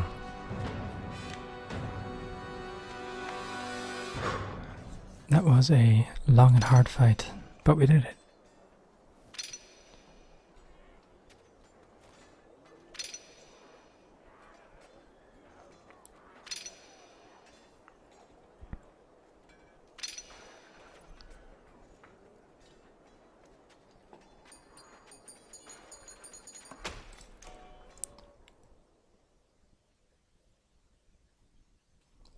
Cool. Reinforced gates slam shut behind you, while archers on the wall deliver death to those outside attempting to approach. Brave fighting out there, but You should. King Manolf is panting and bracing himself on a knee while grabbing his side where Rugga stabbed him. But you should know there is no plan for weathering this storm. His hand gestures to a great many things before. His hand gestures to a great many things before he gasps and falls to the ground. Menders arrive and take him away. The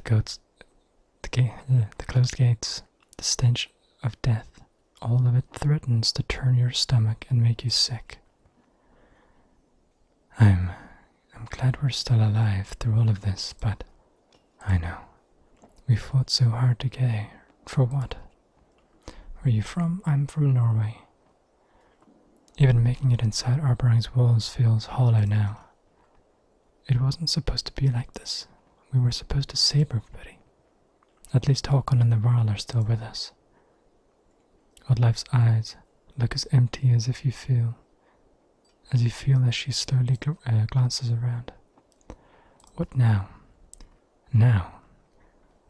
I'd like to find some place to fall asleep and wake up to discover that this was all a bad dream. Oddleif nods her agreement. But we've got to prepare for Rugga's retaliation. He'll keep trying to get in. And then there's the darkness. Juno said we have to hold out until they finish what they set out to do. But how are we supposed to know when they finish? She said to hold on until the darkness breaks. They're going to stop that darkness themselves? They're going to try. And we're going to try and stay alive until they do. Oddleif seems to take strength from your resolve. She takes a deep breath and her eyes focus on a man running toward you. Rook, a man yells, then gets close. You recognize him as one of your scouts. It's Tolir, he whispers.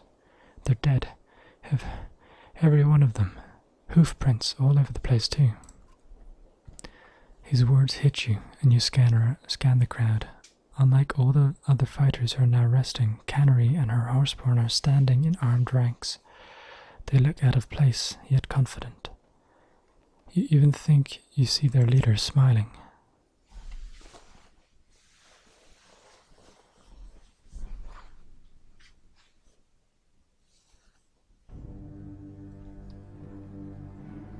So we may have been betrayed by Canary. That fucker.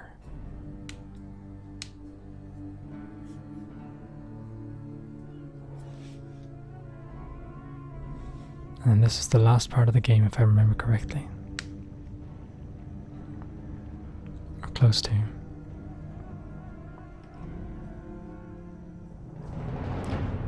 Ah! It did not need to come to this. You killed her. Stop this, Ivan. That's enough. Oh yeah, that was Ivan. The other guy was someone else. I can't remember. Anyway, you told me we would be in and out of here. This isn't in and out. We hoped Valkadusi wouldn't be foolish enough to attack us. You hoped I would let an escaped prisoner and a dead Valka rob us without a fight. We hoped you would see a reason. Reason, yes. What was your reason for breaking the world? You look at Juno, unsure what to say.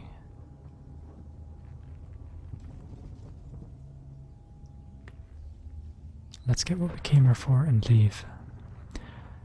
Remember the last words of the Varl Skald. Gra. Oh, I thought you just... Okay. Gra the Varl Skald. The dangers of truth are dwarfed by fear. Gra, always hunting the truth, got him killed. But you don't fear dying, do you, Ingvar? My guess is you. Fear fighting for the wrong cause. And you know nothing about Juno and Ivan's cause. Ivan gasps and looked strained. A few stones drop from the wall. Our cause broke council laws, but that does not make it wrong. You could have realized the importance of our work. You should have. And you two should have stopped. Stopped your curiosities when the council warned you. You'd still have your life, have each other. Do you even see what you've become? Juno's confidence vanishes at the question. You've never seen a Valka's tears until now. And the Varl, are you threatening to control his mind too? If I were you, Ingvar, I'd... The large door to the Valka hall shakes from a great impact, then shatters.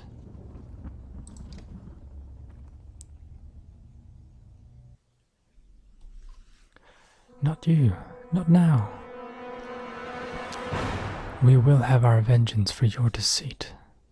God damn it, dude. The floor and the walls are now glowing, floating and breaking apart. Another Valka enters the room. She looks concerned for the barely conscious Ducey and mortified by Juno. You lied to us. Your oaths meant nothing. Bulwark's rage is consuming him, and he is spitting more than speaking. Is that Bellower's fond body? Not just his body, I fear. Bulwark's mind is not his own. Bulwark looks at you, and his eyes go wide before cold hatred settles into his stare. We know you murdered Reyes and her child.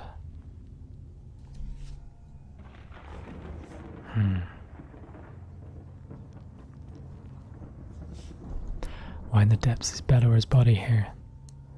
He was supposed to. She's supposed to be dead. Killed by her own. I'm going to fix that. I'll kill her. And you. And him. I'll pull out this damn arrow and... No! The fear in her voice is infinite. Ivan reacts to her by screaming, and the whole tower pulses with crackling energy, shaking violently. Ivor, I'll help Ivan, and hold off Ducey. Kill Bulwark. You're the only one who can. Bulwark growls deeply and stands. Sorry about that. That kind of came out of nowhere. And stands to his full height, brandishing his axes. He looks stronger than ever. Stay where you are, Ingvar. You step forward, but feel the air thicken around you for a moment, stopping you. Then, it suddenly releases its grip. No, Zephyr. Now you will do as I say. The Valka Zephyr looks shocked by Juno's control, but you waste no time in charging Bulwark. You slam your head into him with tremendous force, sending him reeling across the room.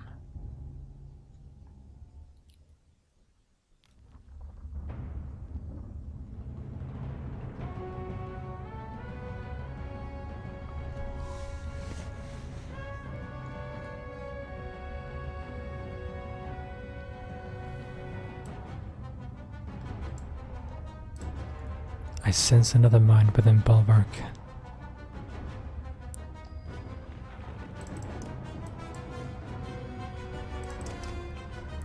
For all my people who fell to your schemes, you will pay.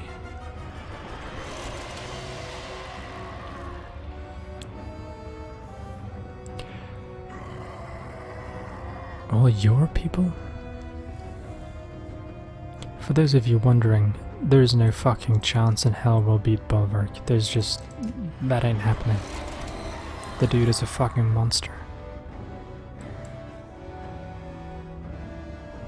Zephyr is under my control, but I think Bulwark is possessed by Bellower. Bellower? Seems I'll get payback for that arm after all. No you won't, dude. Reyes and thousands of others will be avenged.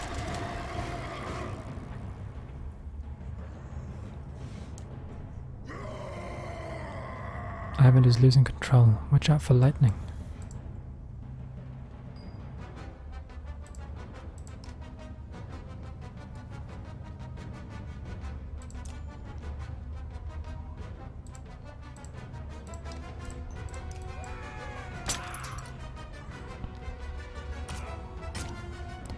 Luckily he's an idiot. But yeah, look at that. He just heals back up. There's no fucking way in hell we're gonna kill him. Ride Zephyr's wind. A lightning strike might free Bulwark's mind.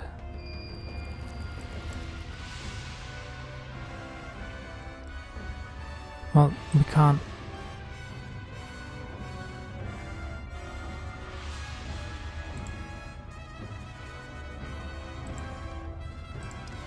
Yeah, see? Nothing I can do about that.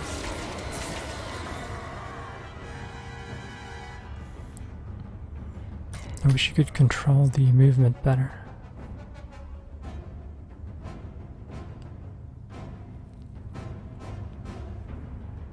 Yeah, there's nowhere I can go.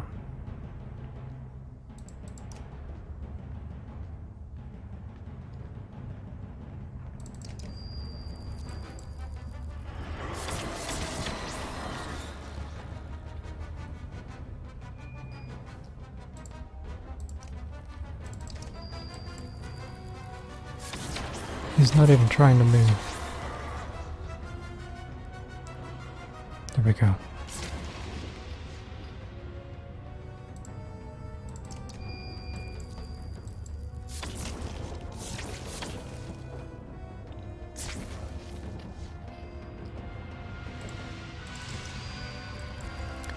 Okay.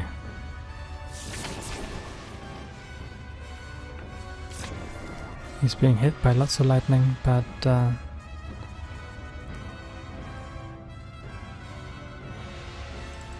not much else I can do. Shit, that's not gonna work, is it? There we go, good.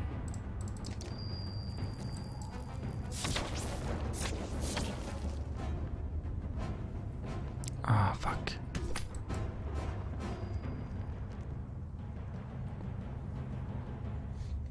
Oops, I'm really sorry. Fuck's sake. This is all such a mess, this whole end.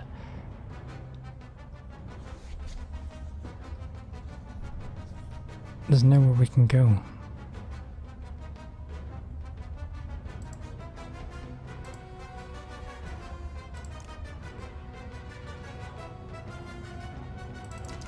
Okay.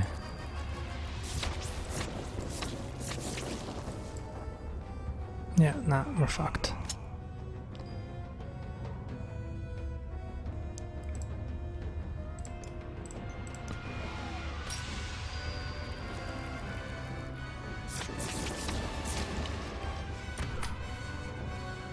We're literally stuck.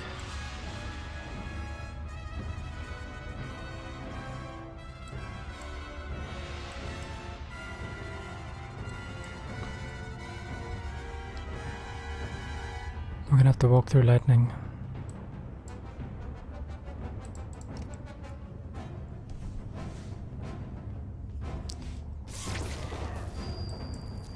For fuck's sake.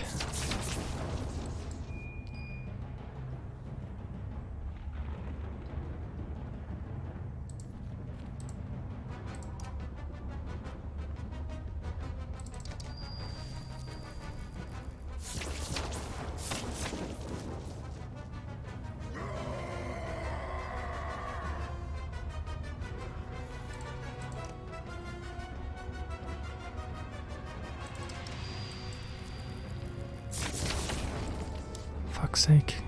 Come on, dude. Walk. He's not doing anything, he's just standing there.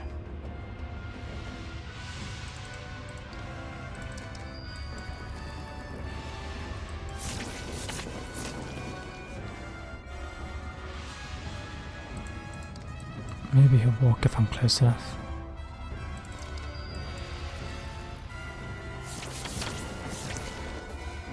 God damn it.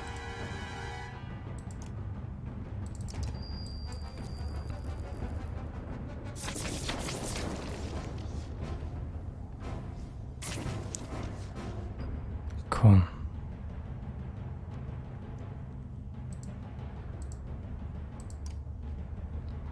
This is taking fucking forever.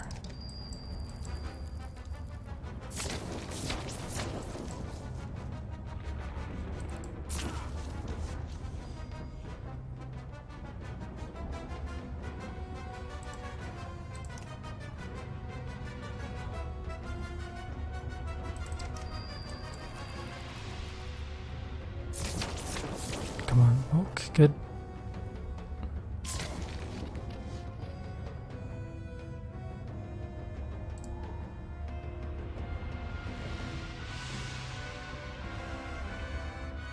I don't know which way he's gonna walk. I think if we go there.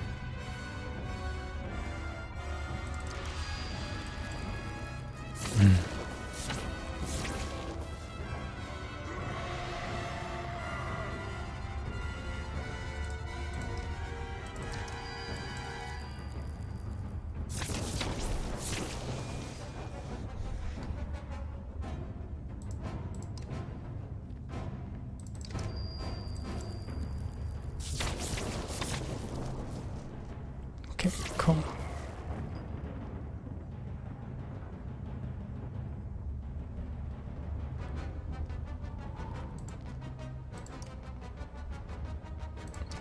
Let me stand there.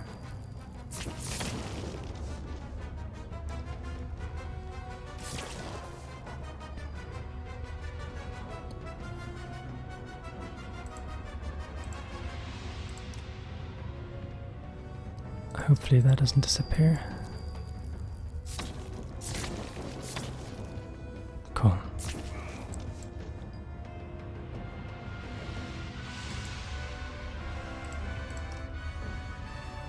This is taking a long time.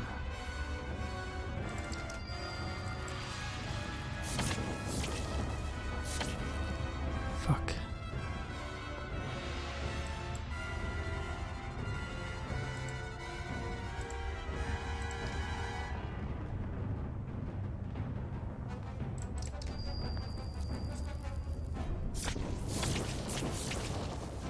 Shit, he just walked straight down.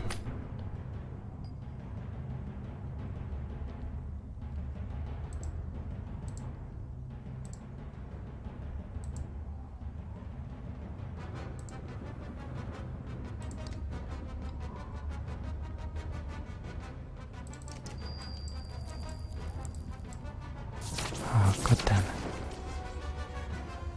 Yep, that was not fair at all.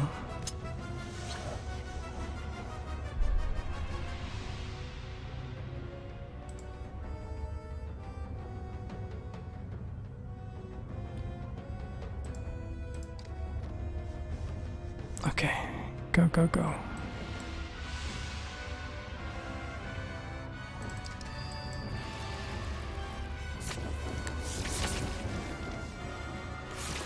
Just 2 more. Come on, Ingvar, go, go.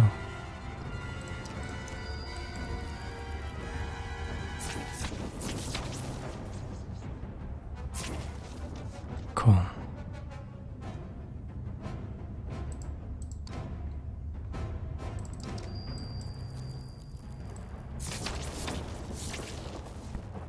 Shit.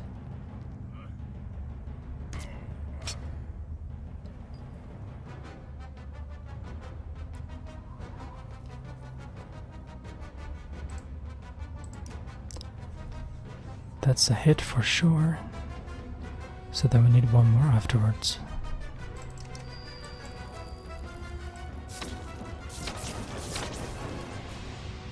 What? Why did he just stop?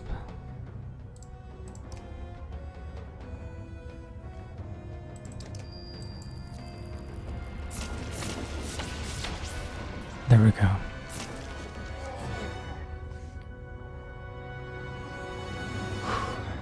Okay, cool.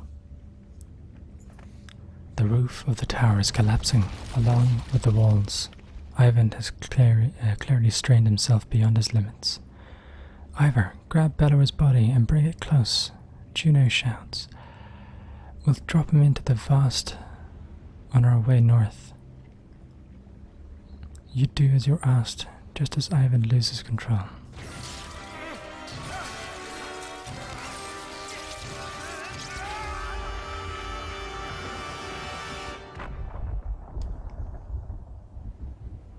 In a flash, threads unwind. Our intentions gone. Our fates laid bare. We are forced to change. pulled in new directions.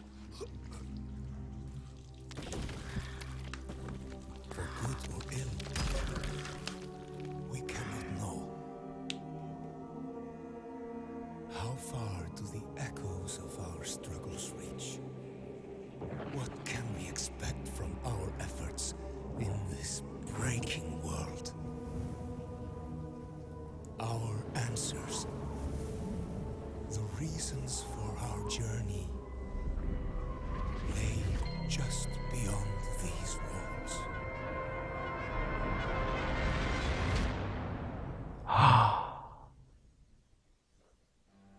And that was the Banner Saga 2. It took a while to get there, but we are now at the end, and the third game in the series will release, I think, some point next year.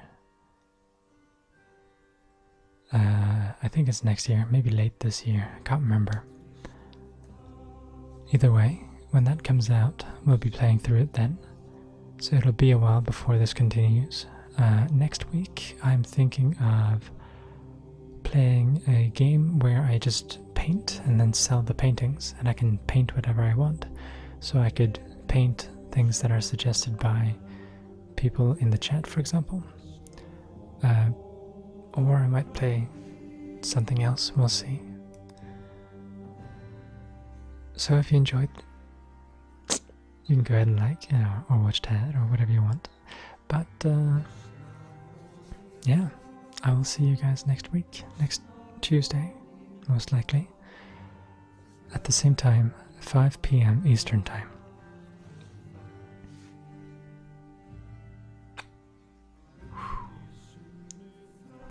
Goodbye, good night, good afternoon, good evening, good day, or good morning, depending on where you are. This music is awesome.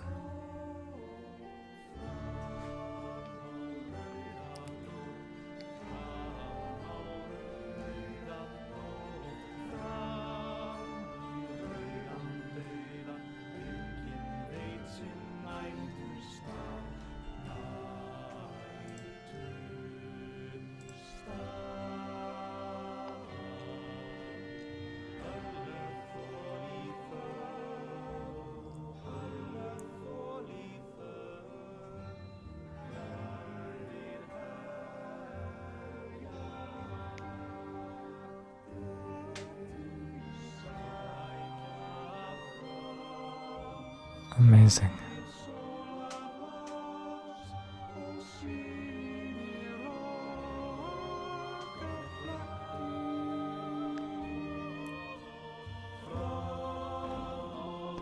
Anyway, you can probably look up the soundtrack if you want to listen to this. I'm going to end this stream. Bye bye.